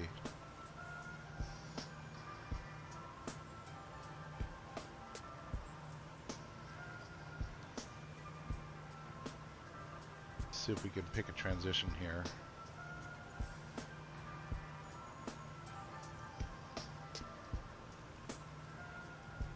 Where's Potter? P-O-T-E-R.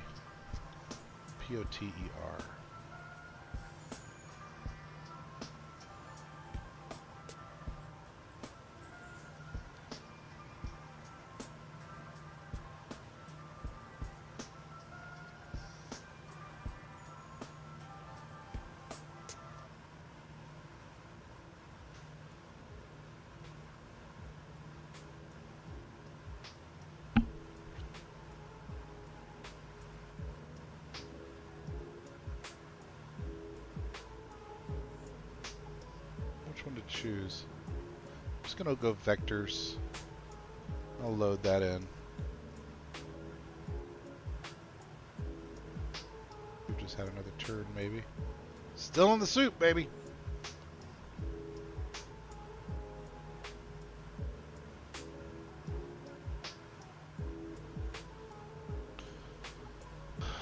All right. So Dirk, Desert, Shock. Let's just walk through it again. Busted, YOLO, Cacti, and then we're gonna do vectors basically to the approach at Tatooine. Where's Tatooine? Where the crap is Tatooine? Rupoi. I'm gonna remove. Well, can I search it up here? How do I add to my route here? Oh, here we go. Oh, interesting. Oh, maybe I don't want to do that. Cancel.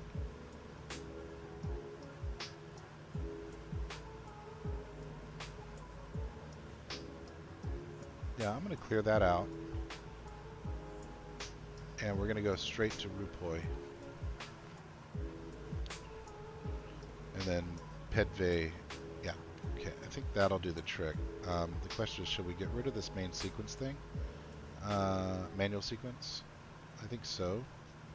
That way we've just got nav control, Cacti to Rupoi. That's probably the way to be.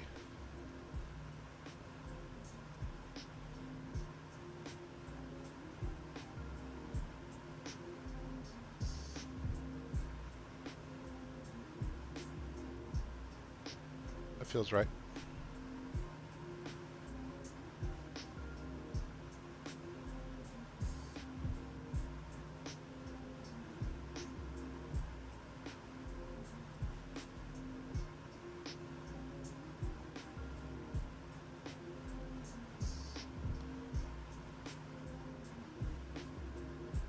Why can't I get back to my map now?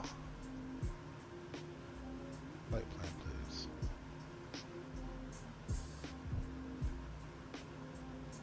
I'd like to get back to my map. I don't want to clear anything. I don't want to enter anything.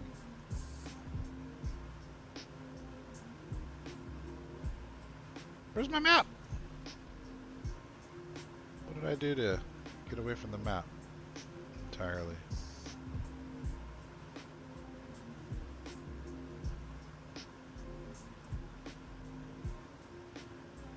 Normally it's all the way to the left.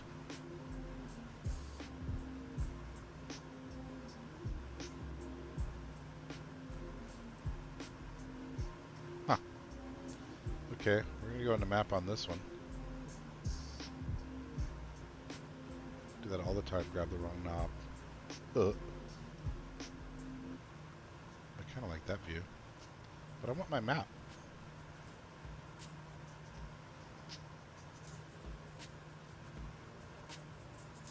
What did I do wrong to get out of the map? Kids.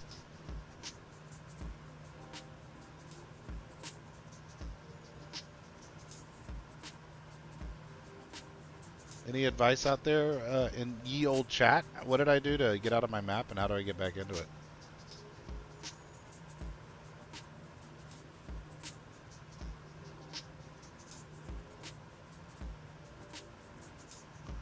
Quick field check while we're over here doing this stuff. I'm gonna...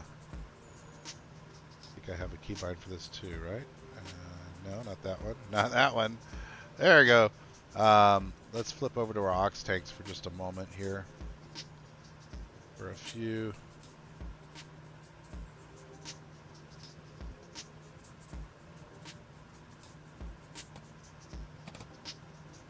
Drain a little bit from the aux tanks.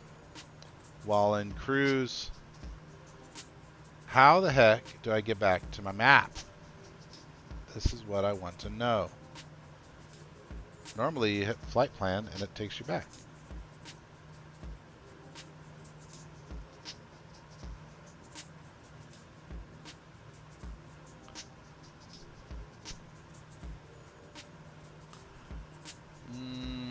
That's frustrating. I don't understand what I did. That's just the swap.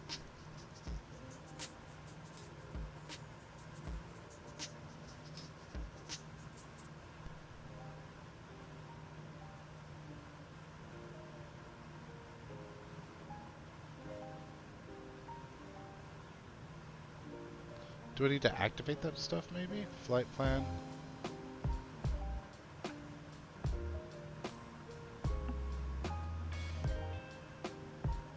Right, activate my arrival.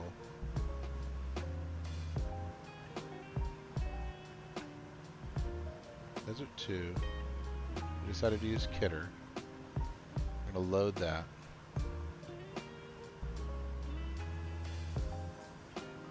Damn it, now I feel like I've got to go fix stuff again. Because what we don't want is for that rerouting to happen when we get down here. Yeah, we don't want to go to Kidder. And we don't want to go to Small. We do want to go to Desert. Okay, perfect.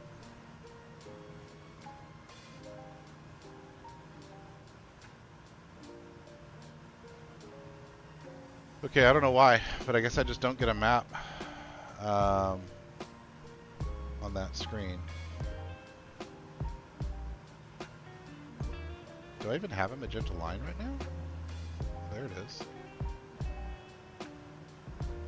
Well, I guess we need to put it on heading mode for a moment and turn left.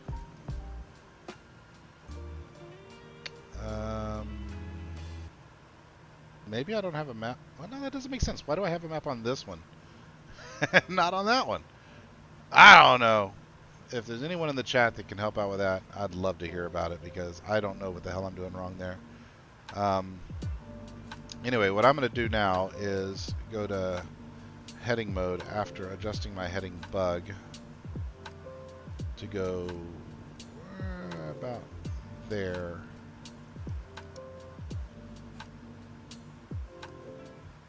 That way we intercept our magenta line better.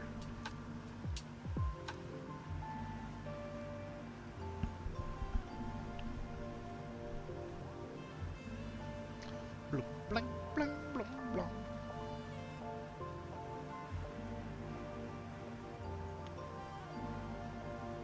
I don't understand why I've lost my map over here. I want my map back.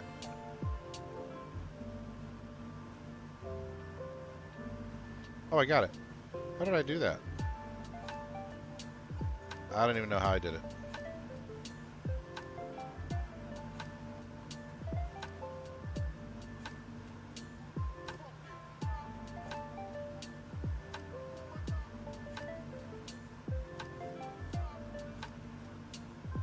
Anyway, we're back in action now. Still flying through some cloud cover. Hoping we don't hit any mountains. We should. I mean, I'll say it again. We looked at the sectionals, the FAA sectionals, and did not see anything approaching 9,000 feet. You know, there's some stuff at 7 something. There's a couple of things at 8 something, but nothing at 9 en route. And even then, all that stuff was sort of off to the side of the flight plan. So I think we are okay. We've been flying right through the soup though the whole time, so that part has been kind of tricky. Had the icing going the whole time. Holding a good speed though. You know, solid 190 miles an hour pretty much the whole way. Making good time. Nice short little hop compared to what we did the other day. You know, the Atlanta to Vegas flight was a marathon and a half, man. Not saying I'll never do it again, because it's, again, results dependent. If the team sucks, then I have to fly suckier planes. And by suckier, I just mean slower. You know, obviously this plane doesn't suck. Neither does the Seneca. It's a great little plane, but it's just that. It's a little slow plane. I want to fly bigger, faster planes. You know, get these guys in a life of luxury. You need to be finishing top 5 and getting wins for luxury. Too good a team to be struggling. Close the OFP on my tablet. Really, the map on my tablet doesn't even make sense anymore because it's out of sync with this one. I wish when you made updates to it in here that it would also update on my tablet, but it don't, and so whatever, we'll live with it. In fact, it's kind of not useful anymore. I'm just gonna go full screen, I think, on YouTube.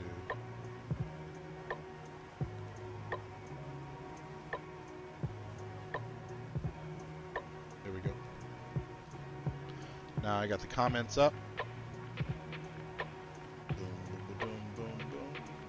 Rain. Turn on the wiper again.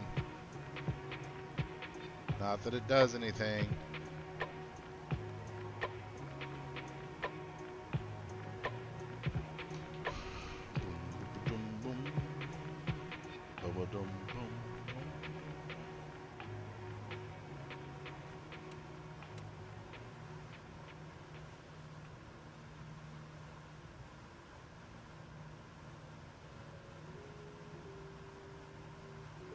Oop, I meant to put it back over on nav. Let's correct our course again. Do a right turn here. Get over and intercept that line, and then we'll hit nav again and let it fly itself for a bit. Again, still holding 190 miles an hour. Looking solid, looking solid.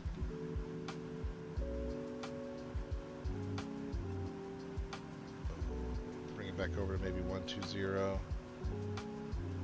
Bring it over aggressively, 130, 140, somewhere in that range. Well, we don't have any mountains out there, right? Flying at 9,000 out here, this is a little bit stressful. Okay, almost to the magenta line, and once we get there, we will.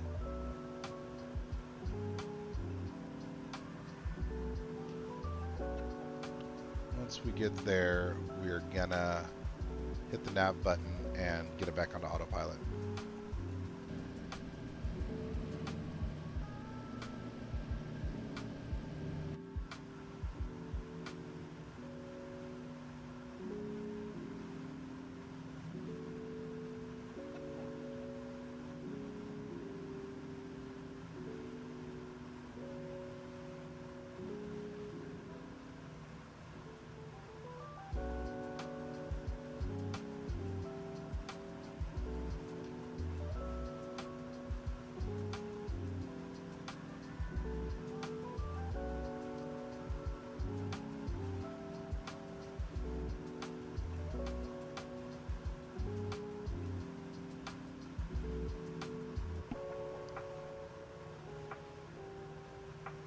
Already inbound desert.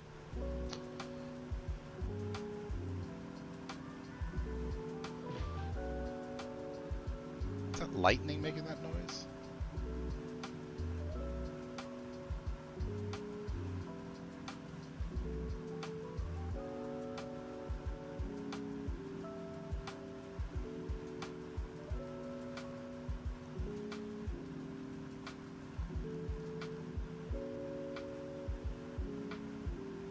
We'll go ahead and put back nav mode now. Should get us nice and on track.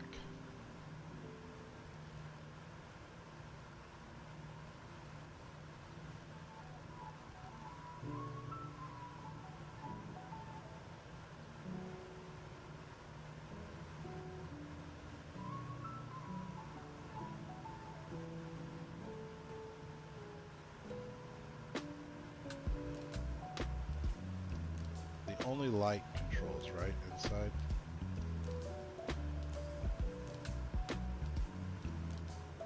What's that? Is that a racetrack down there?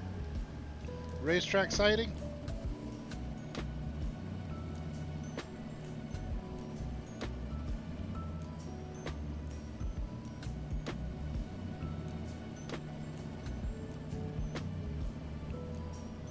Looks like some sort of racetrack sighting to me. I don't know if it's like a horse racing track or a car racing track, but there be a track.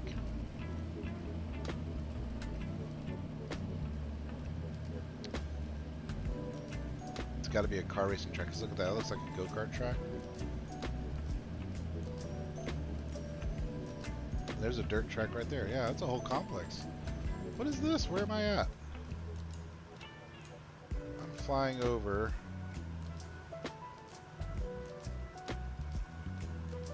Prescott Valley.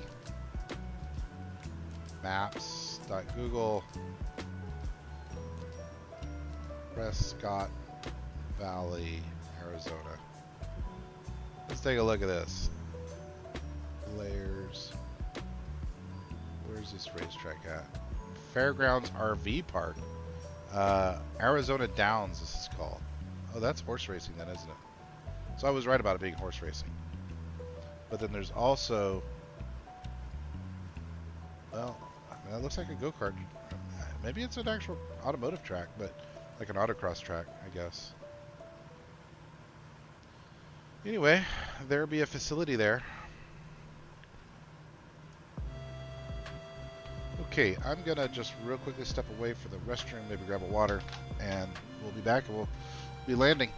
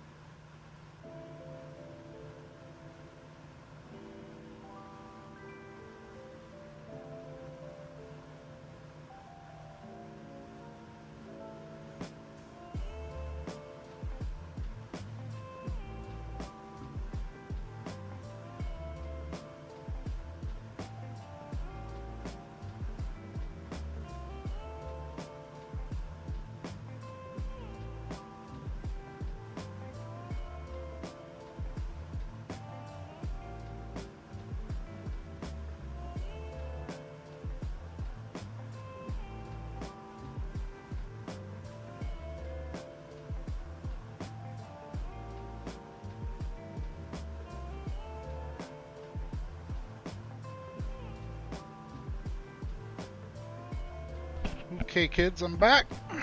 Alright. Let's just take a quick look at vPilot, make sure no one new has come online for ATC.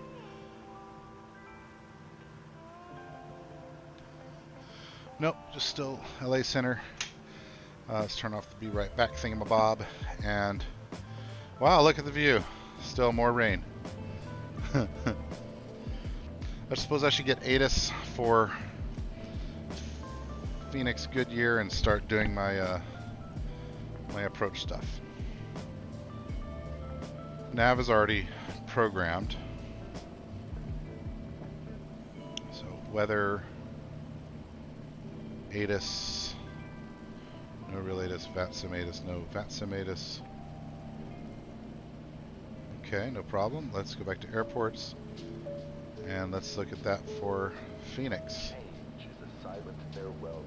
Weather ATIS. Their ATIS is telling me 3000, so we'll make a minor adjustment there. 3000.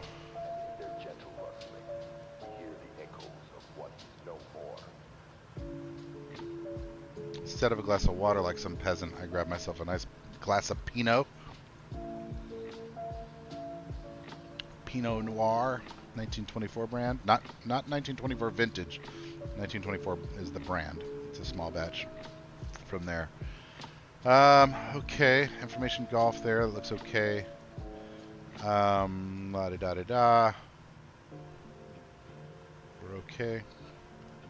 Let's take another look real quickly at the Goodyear Airport map.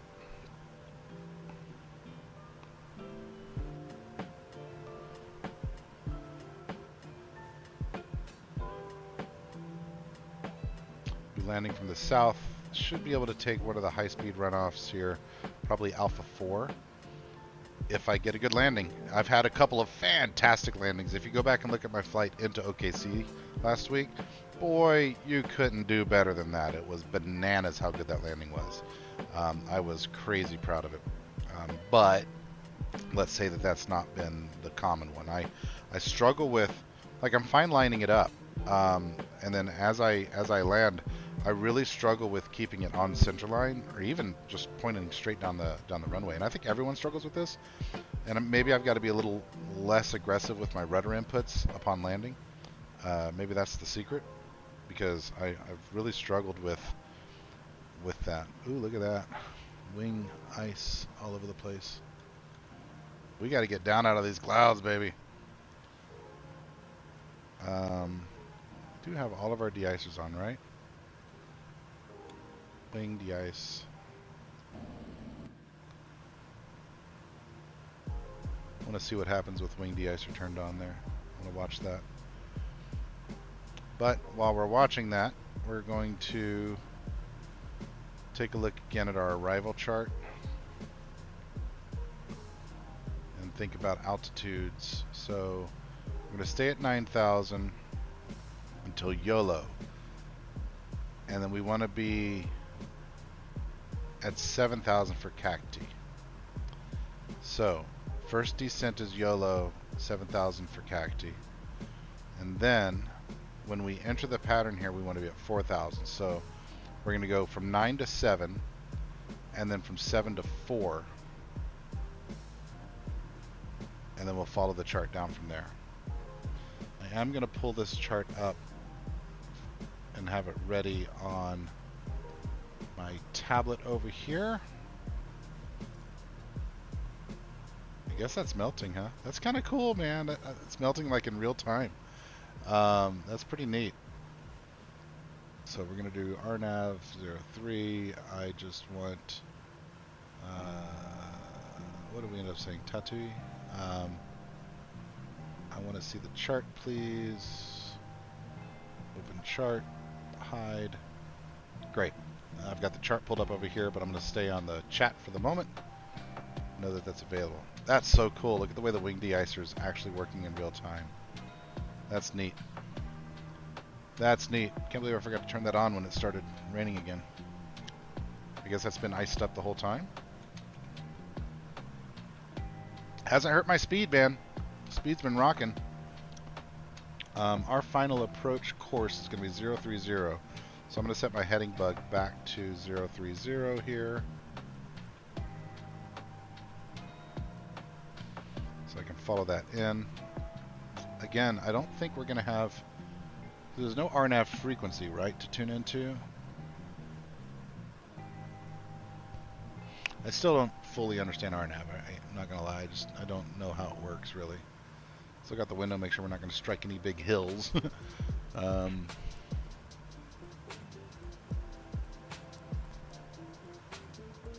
Those are comms frequencies.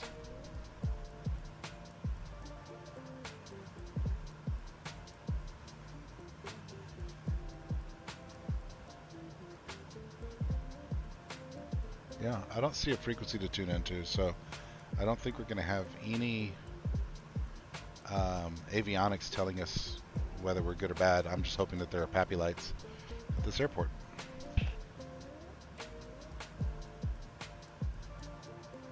I need to rewatch some RNAV tutorials and stuff and really understand it.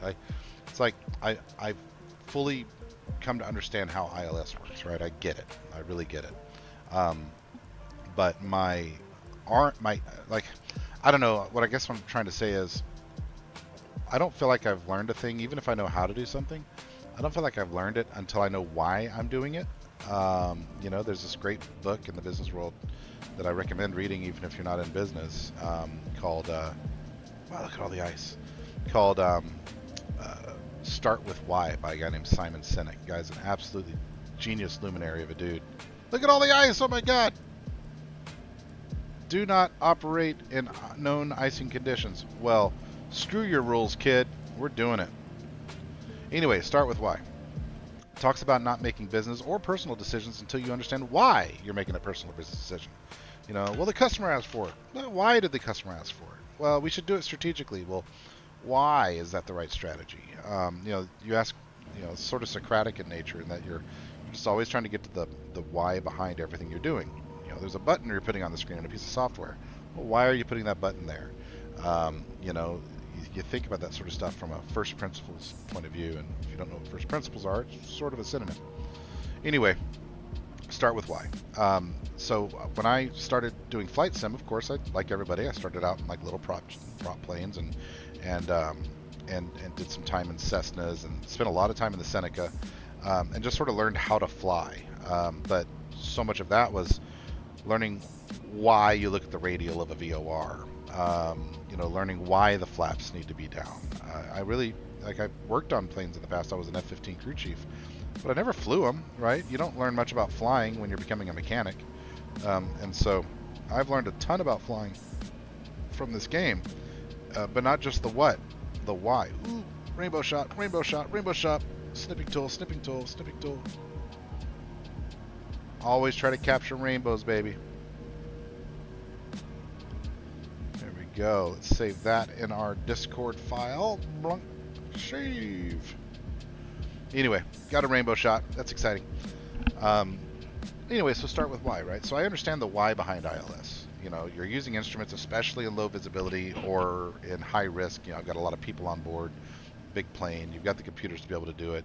So why not, right? Is kind of the thing about ILS, right? I get a lot of the why, but I also get the why not. With RNAV, I don't think I fully even understand the what yet. And so I want to back up and understand why RNAV, why I would choose RNAV instead of ILS, why some airports don't have ILS but do have RNAV approaches, and what they actually do. You know, so if I see radio things over here start to do stuff, I'll be surprised, I guess, because I don't know why it would. I do feel like what I should do is put 030 at the top here and just see if this switch grabs when I get in close, because I'll flip from, once I get on my 030 final course, I'll flip from GPS over to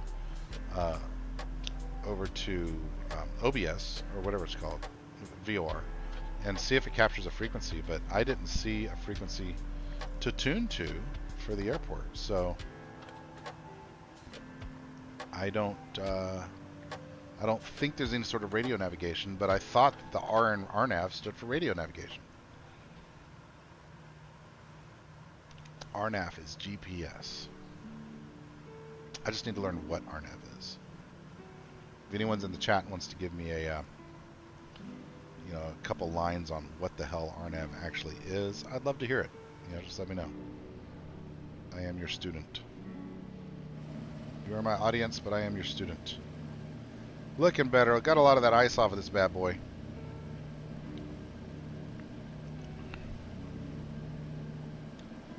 That's so cool. Look at the texturing with the ice.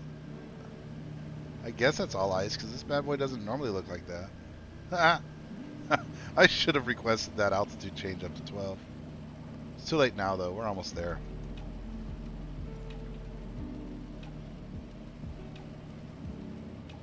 I say almost there. We still got a little ways to go, but getting damn close. 17 minutes or so.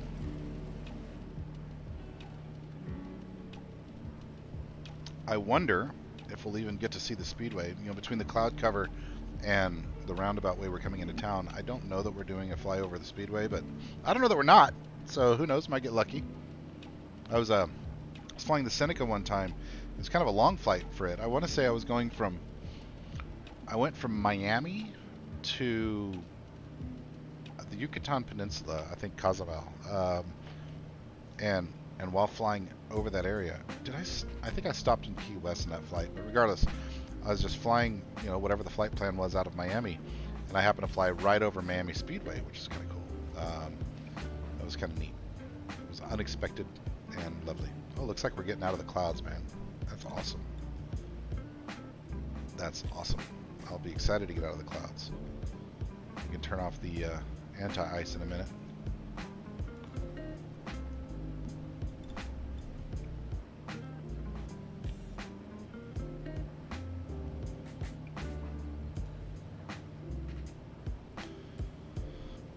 So we've kind of already done our sharp turn to the south to get into the Phoenix area.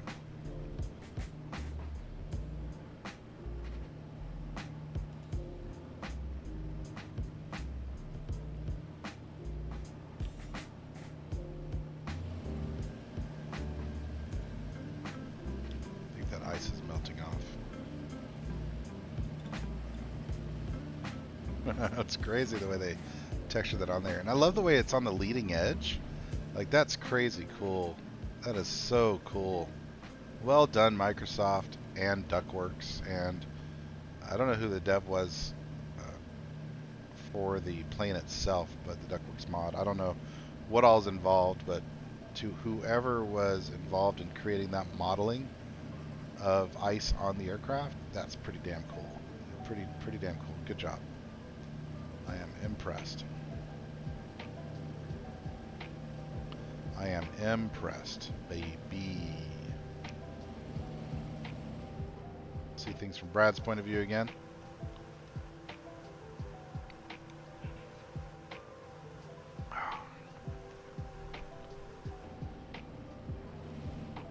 I would show you Austin Dillon's point of view, but I think his plane crashed about 20 minutes ago. His plane's a lap down. Oh no. Brutal. Brutal. That's funny.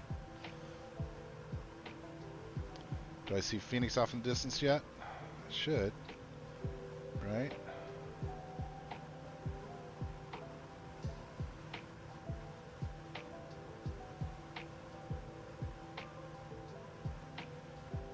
I'm starting to see the sprawl there.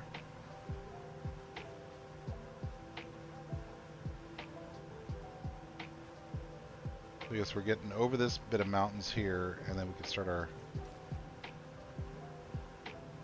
Because what do we say? After YOLO, we want to start our descent, right? YOLO 9,000, Cacti 7,000, Tatooine 4,000. Tatooine, by the way, is kind of like a place where you've never seen a greater collection of scum and villainy. I know, it's not quite Tatooine, but I'm going for it anyway. It's my joke. I made it.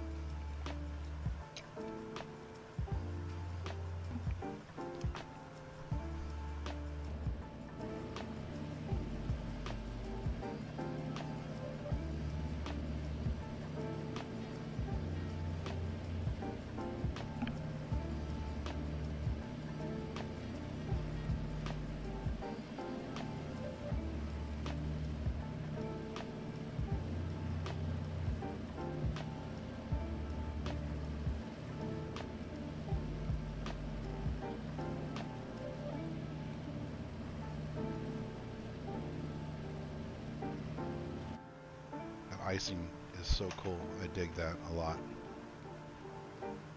All right, so we're coming into Tucson here.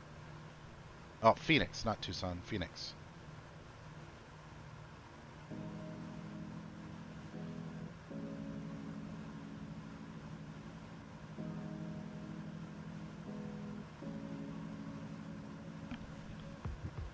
Little co-pilot view. Let's go back and see what Brad's got. Just a little ice on the wing. It's all good. At least I hope it's all good. Hopefully we don't crash on approach. I guess I don't know what icing does except for change the aerodynamic shape of the plane and add weight. Right? I imagine those are two things that happen, you know, physically. But I don't know enough about how that changes handling when it comes to landing. And I've got my de-icers still on, even though we're now out in the nice bright sun. But I don't know how long it'll take to melt that ice off. It's been accruing for about an hour. Okay, coming up on YOLO in 30 seconds. And then we're going to begin, let's take a look at how long it is between waypoints. And we'll begin a descent accordingly. Change it over to vertical speed mode. And get ready to push down over here.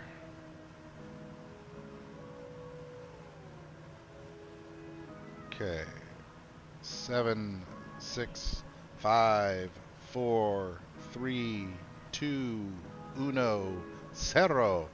6 minutes. So we want to lose 2,000 feet. So I'm going to go down at 300 feet per minute. That makes 1, 2, 3 for 1 minute. So that's 900. Yeah, so 1,800. Yeah, that's perfect. So we'll get there with about 2 minutes to spare. Maybe 3 minutes to spare at the 7,000 number. But critically, we're going to pick up speed doing it, right? We're descending now. We've just now jumped from 190 to 195. We might. One of the reasons I'm doing kind of a gradual descent is because I don't want to pick up too much speed on approach.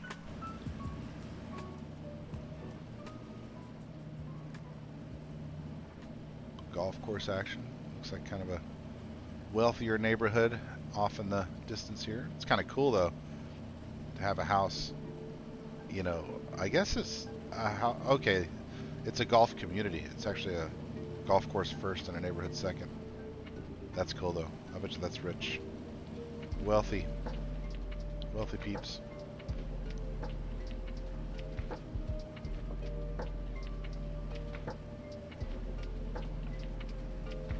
I'm gonna look what the grass and weather looks like out there. I need to go do some mowing. I need to scalp the front yard. And I need to take the lawnmower, the tractor out around the backyard and clean up grass clippings from the scalping the other day. I didn't have my bagger installed. I need to do another run around. A lot of clippings got left there. It's thicker than I thought it was when I got started. Way thicker.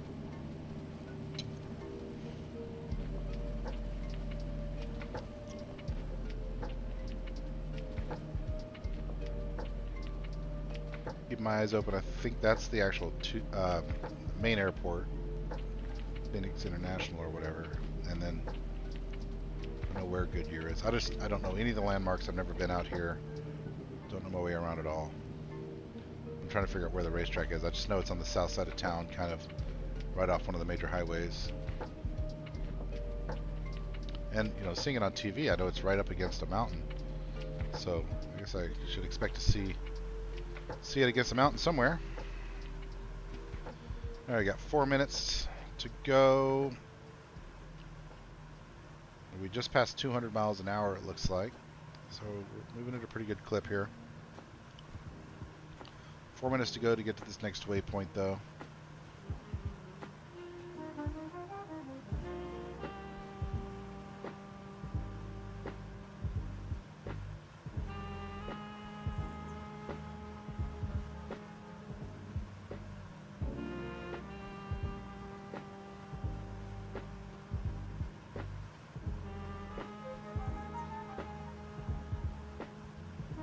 Are we going to get there in time?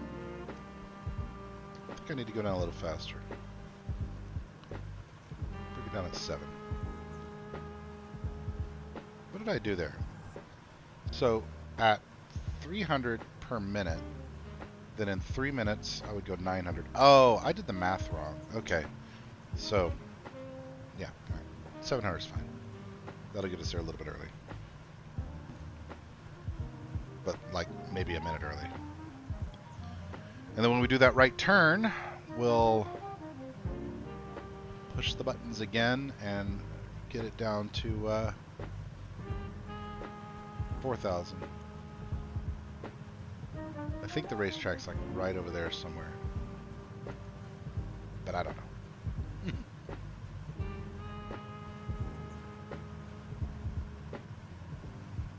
That might be Goodyear right there. There's only one runway there.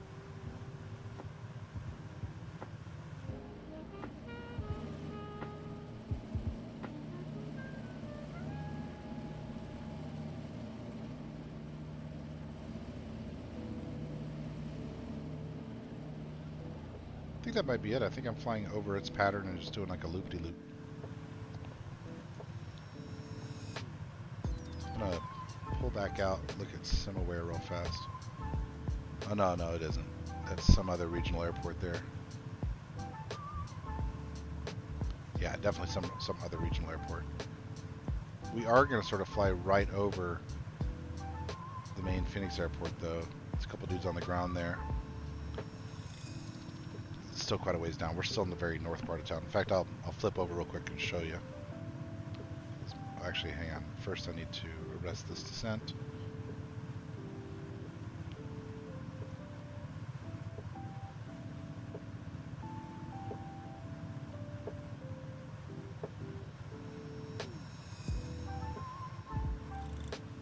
Okay, that's good enough. So anyway, I'll flip over real quickly here. Desktop mode, kind of show you where we're at, where we're going. So as you can see here, I don't know what airport that was we just flew over, but we're going to fly sort of right over Phoenix International here. Or we might be turning right before that, I'm not sure. But Goodyear's way down here, so I think we're still going to cruise down and around. If I pull up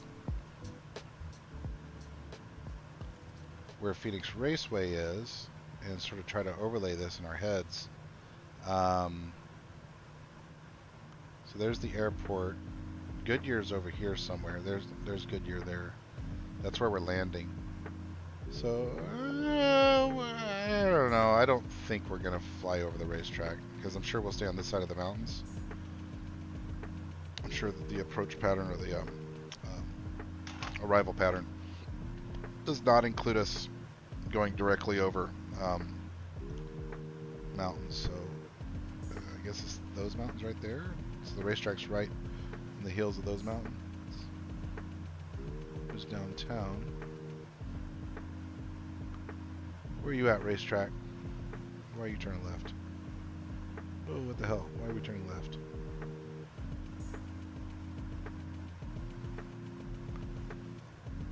Okay, let's look at our flight plan. Okay, alright, here's where we want to go. Direct, right? Because we've already passed Cacti, yeah. So we want to go direct to route point, enter, activate, and close that. Cool. I was expecting that. That's what I was gonna be doing. I think we're passing over the airport there. There it is. Phoenix.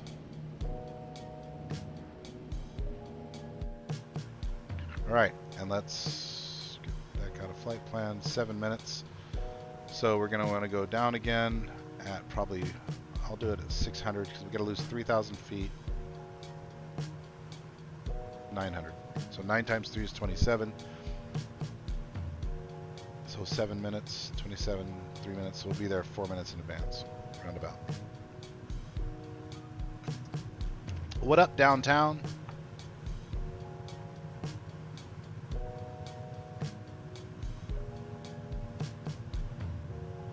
That's where the Cardinals play and the Suns play. Cardinals and Suns. Well, that's really low fidelity. I wish they'd do a better job with that. I have all the world updates installed. I don't know why that would look so bad. I kind of want to see the racetrack, but I don't see it. I don't know exactly where to look, but I don't see it popping out at me here.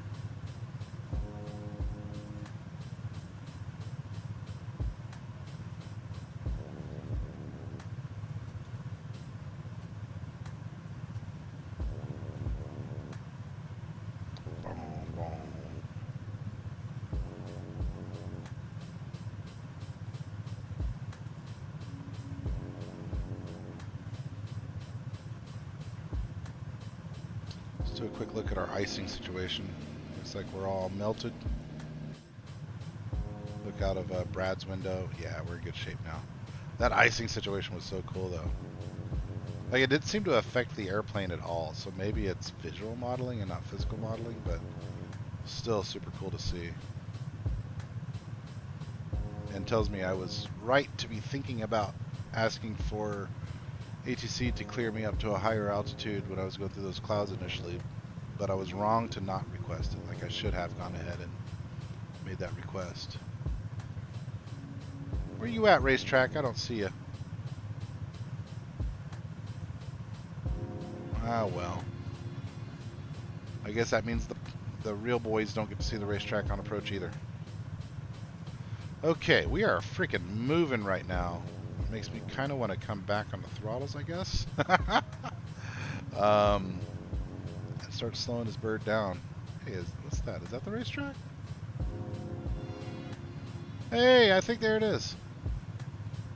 Yeah, definitely. That's it. Woo, there's the racetrack. Found it. That's where we're taking you, kids. So that means the airport's over here somewheres. But yeah, that's what we're looking for. Phoenix Raceway. On iRacing, my very first oval win came at Phoenix Raceway in the trucks. Yeah, in my Nintendo Chevy Silverado. Very first win. I think I've won there again in Xfinity, maybe, but I don't remember. Anyway, excited to see the racetrack. That's cool. Kind of a low fidelity version. Downtown was disappointing too. This is kind of disappointing. I'm sure that there's probably a Phoenix payware that I can get, but man, you know, the fidelity here is kind of crappy in Arizona. Not a fan of that. Anyway, back over to the sim mode. Sorry, I forgot to switch that back over after we looked at our position on SimAware. What's going on out in the chat? Are we ready to land this bird or what? Let's give an over/under or a what's your bet on my landing? Because it's inconsistent as hell on this airplane. I either will land it like a freaking I've gone too far, like a savant and be absolutely perfect, or I'm gonna get onto the tarmac and then start floundering around like a fool. One of those two things is bound to happen. There's very little in between. Can I keep it just smooth? Cut that dog leg. You know, actually, I don't like cutting the dog leg. When I race this on iRacing, I like to stay up on the track. It's a lot smoother, a lot more predictable. I was in Outsider Racing League last year, and I was running okay. I was doing fine. And then I cut the freaking dog leg and lost the rear end of the car and spun around like a fool.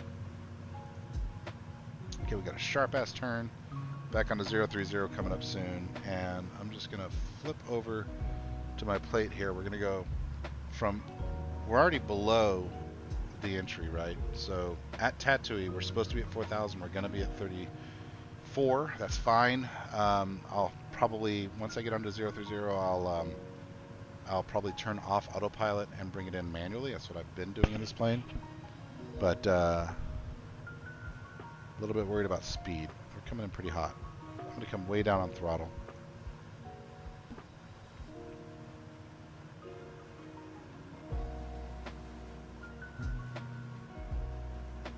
Because we're not even descending anymore.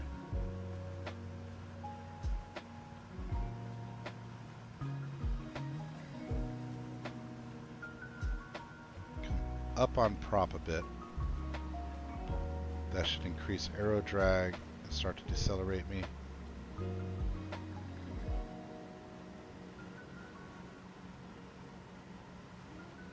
It's gonna be a sharp damn turn. In fact, I'm gonna smooth the turn out a bit here. I'm gonna go into heading mode and oh no. Crap.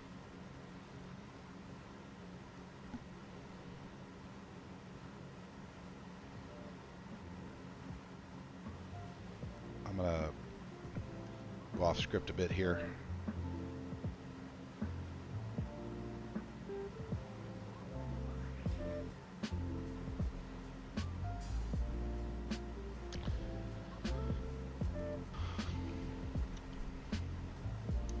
Phoenix Goodyear traffic, RFK or Roush 617, type DC-3 on downwind leg for runway 03 RNAV approach. Goodyear traffic.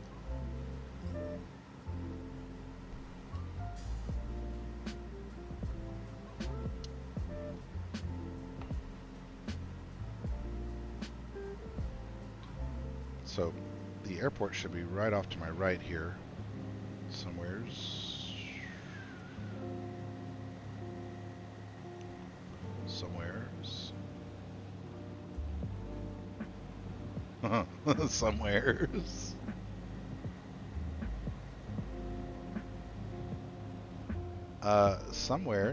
Where the hell's this airport? Oh, there it is. Okay. That's where we be heading, kids.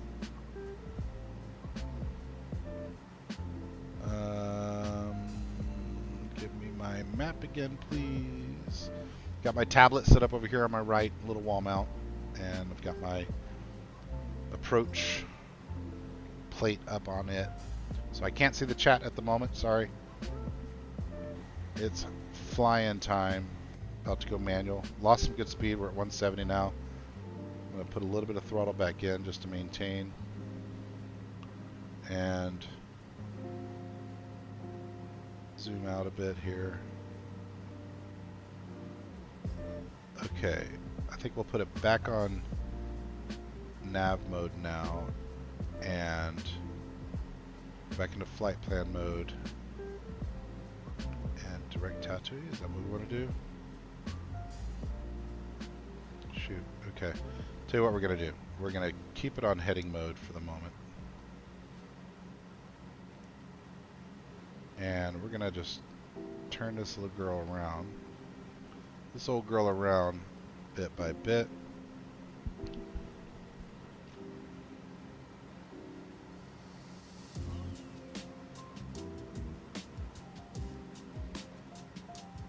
We're coming up on Tatooine here. Pretty nicely. Like there's the holding pattern you see. That's not far off what we want.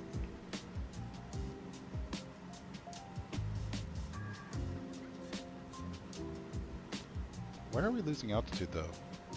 My vertical speed is set to 0.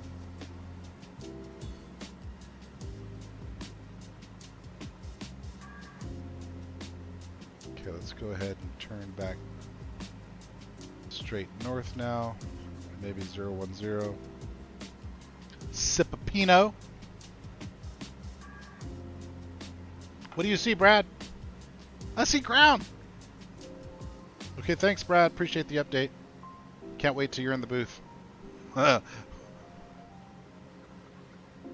fine commentary, buddy. Okay, let's zoom in a little bit here.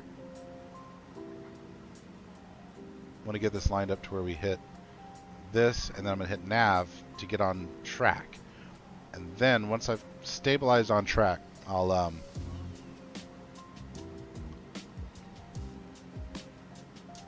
once I've stabilized onto the right desired track, I'll take off the autopilot and begin the descent.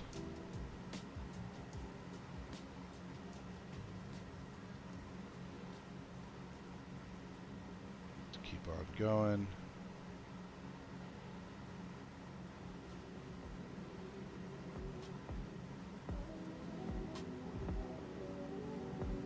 Looking at that white line there, that's where I'm trying to get to, this white line. That's our actual approach into the airport. So I'm overshooting a little bit there on purpose. Almost there, almost there. Still need to lose off some speed here. And let's go ahead and go up to auto rich. Off on the throttle a little bit more, up on the props a little bit more. And let's flip over to our main tank and our other main tank. Okay, let's put it back on nav mode.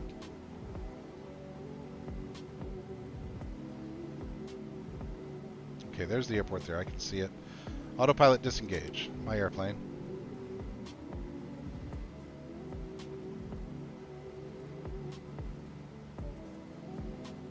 I should be at PEDV. I should be at 1880. So let's come down on the throttle.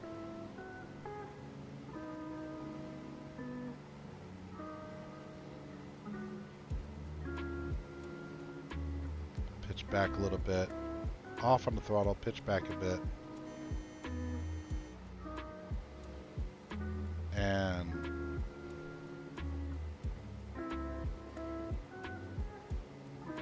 Phoenix Goodyear traffic, Roush 617 turning final 4 miles for runway 3.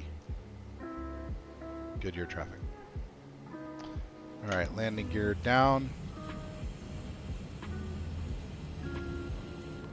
Put a little throttle back in. Green light. Go ahead and look in the outside too for funsies. There she is. Just like real pilots do, they jump out for a second. Check, do a visual check, make sure their landing gear's down.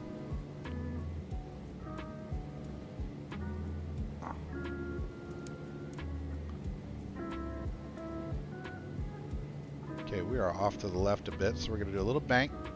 How are we looking? Do I see pappy lights? I don't see pappy lights yet.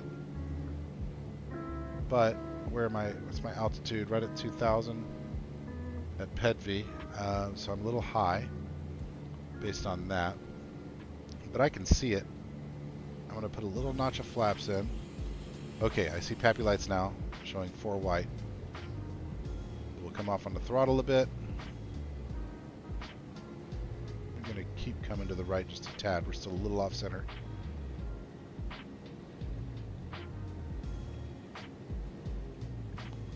See if we can do another beautiful landing like we did. I shouldn't have put flaps down. I was going too fast. Not too much though. 112 now. All right, Brad. What do you see? You see your landing. You see perfect pilot activities happening. Still too high.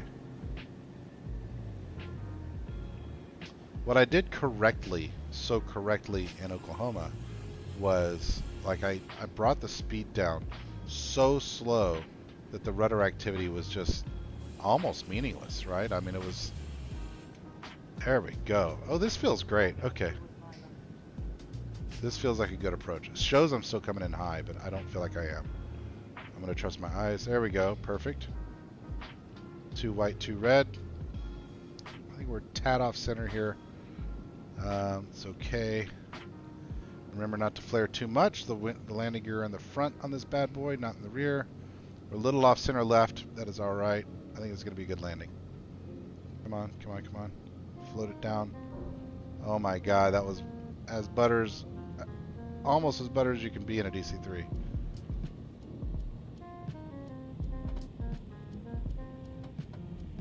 Ooh, that's a good one. That tailwind down. Tailwheel down. Brakes. All right, take that first run off. Nice. Oh, yeah, baby. That wasn't too shabby at all. I'm pretty happy with that. Tucson Goodyear traffic, Roush 617, clear runway 3. I'm pretty happy with that, baby. Not unhappy with that at all.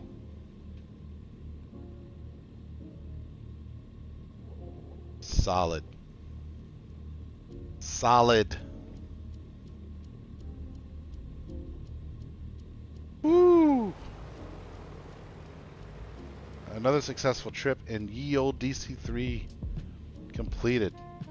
I'm happy with that landing. Yes. Yes, yes, yes.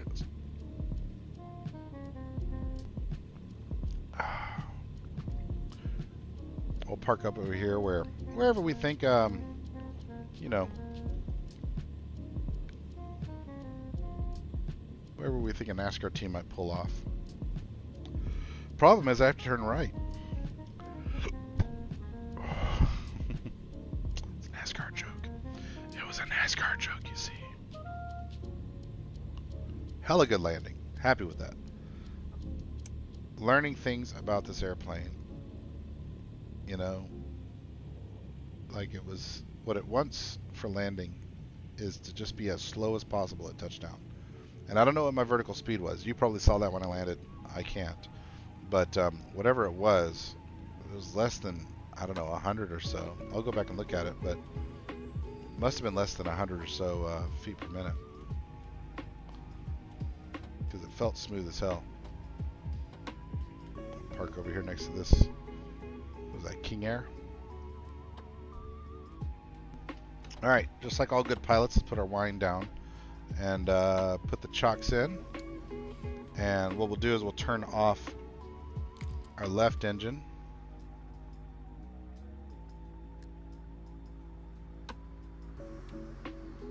Left engine should be dead. That's correct. And we'll go ahead and open the doors up for the guys in the back. Alright, get out of here, Brad. You guys go have an awesome race, which you do. Future tense, by the way.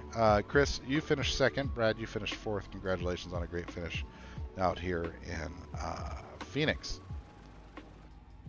So, as pilots, what we're going to do real quickly here is turn off our strobe, nav, landing, and beacon lights. We're going to turn off our avionics, and we're going to come back on fuel and prop and throttle on engine number 2. Watch all the needles go down. And we're going to come off on our battery and our alternator, and kind of go around down the airplane here. Turn off our pitot, our windshield de-icer, and our prop de-icer. Landing gear on. Yeah, okay. Ladies and gents, we're in Phoenix. Congratulations, us. And here's where the RFK boys go out and do a great job today and finish second and fourth, so that next week we are rolling in the CJ4 Citation at 41,000 feet instead of the DC-3. So I think, just so you know, I think tomorrow morning, Sunday morning, that would be Sunday the 17th, that I think I intend to get up early-ish and run that flight. I haven't done a flight map or flight plan on it yet, so I don't know exactly what the time commitment is. I imagine probably a 3.5 hour flight or so in the CJ4, maybe 4 hours. So I'm thinking about getting up early tomorrow and knocking that out and landing back in Bristol ahead of the actual real world race. And for the first time this whole season so far, this series will be ahead of the real world instead of trailing it by a week. So hope you enjoyed this. Hope you had a good time. I certainly did. And I will see you the next time. Catch you later.